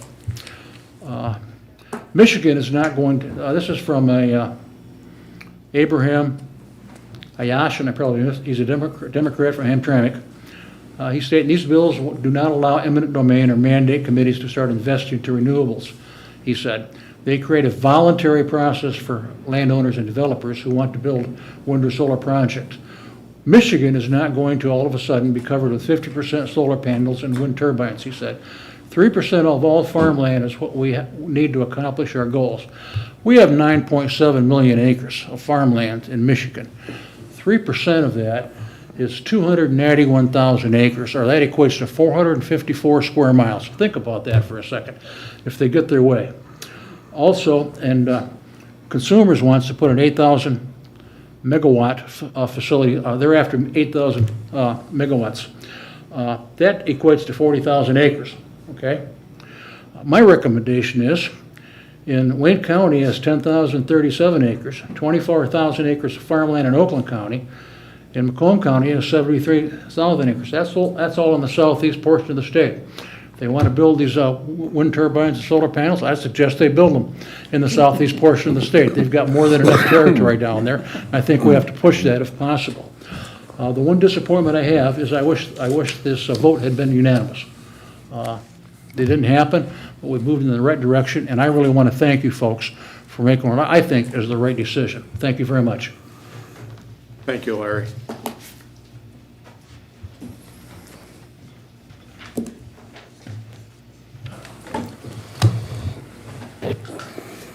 Good morning.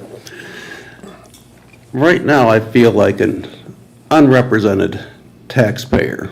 I do appreciate the vote on the solar, but when it comes down to spending money, you folks show that you're pretty good at it. The county got the bill, the employees got some savings, and when the county gets the bill, that means I get the bill. I've been here for over 35 years, and my taxes have went up. At some point in time, when you represent the people, don't you need to represent the people?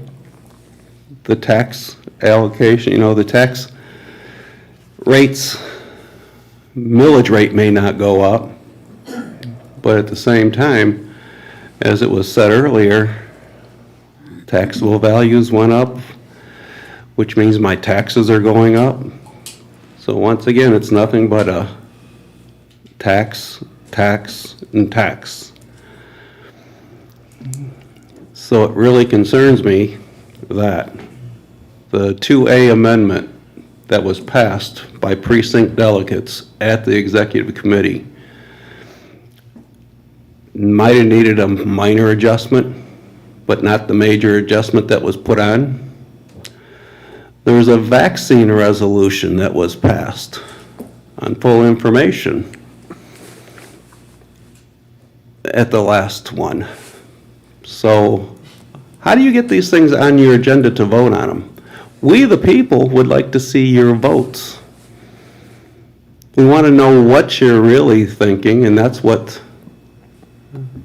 it's being described as, well, just a meaningless vote, more or less, when you vote on these resolutions. But the people want to see your vote. They want to be represented. We represent the people as precinct delegates. We represent the people as executive committees. But yet we're relatively ignored. So, as I think, have we found out any information about the ARPA funds, the $6 million, where they were spent? Are they spent where they're at? They have to be allocated by a certain date. So if you're, for some reason, are not going to follow through on them, is that date coming up? There's a lot of things that need to be done, but taxpayers need to be represented also. And as I said, right now, I'm not feeling very represented. I just see my taxes going up and more spending going out. Thank you, Gary. Any other public comment?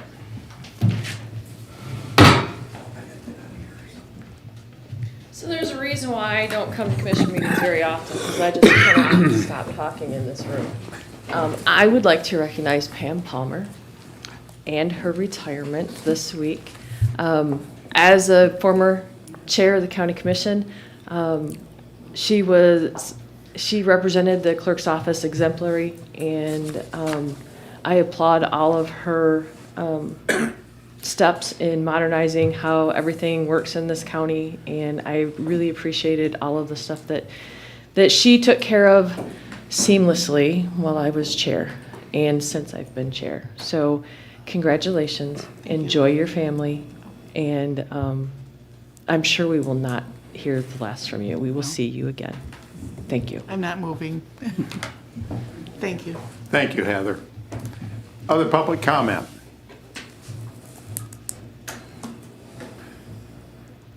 Commissioner comments? Mark? I have nothing. Mike? Catherine? John? Yeah, I guess I do. I think when he says that we don't represent the taxpayers, that upsets me. When I sat on that board of OCC and look at them that have zero recidivism, that is saving us money. And you can't tell me that he, when I say he, I mean Gary, looks at his tax bill any closer than I do. And that is something that is good for Berry County. And I believe some people get up and talk without looking in to the answers. So I guess that's all I got to say. Thank you, John. Commissioner Sunison? Well, for one thing, I'd like to personally thank, and I'm sure the board too, Heather Wing for her passion for what she does for farmland preservation in Berry County. It's, like she said, maybe not enough time, but her commitment to Berry County, if more people were like her, the world's a better place with someone like her. Second of all, Commissioner Smelker and I attended the first public forum for the Commission on Aging new building. It was well attended. Like we knew, the biggest concern for the people that came was the location and how they're going to get there. And we feel, you know, that maybe we can work with transit on this somehow to get this a lot better for them to be able to have a pickup point or something like that. But once we explained a lot of the cost savings and stuff like that, and some of the other things that people, misconceptions, I felt it was a productive, very productive. And there's going to be many more public forums that people can come to and talk about it and let people know that we are in the board. A lot of board members were there from the Commission on Aging, so people are listening to people's concerns. So that's all I have. Thank you. Commissioner Campbell? First and foremost, so sorry about Paul. He really is an amazing guy. I only got to know him for a short period, but what a guy. And as far as Heather, she's the glue that holds the conservation group together. She puts endless hours in, and nobody works harder than Heather Wing. And as far as John goes, John, I always appreciate that you say what's on your mind. Thank you, John. I also want to thank John because I think that knowing all of you and knowing the discussions that we have, that there's any decision, no decision is made by us that doesn't take into consideration the well-being of the county, both in terms of the taxpayers as well as you know, the types of services that the citizens need, want, demand from us. And to say that we're not being mindful of the taxpayer, I think is a statement that typically would be made only out of ignorance or out of a very self-serving perspective. So I want to thank all of you. It's been a pleasure working with all of you, and yeah, I think we do a darn good job of representing the taxpayer as best we can. So thank you all. With that, is there any other business to come before the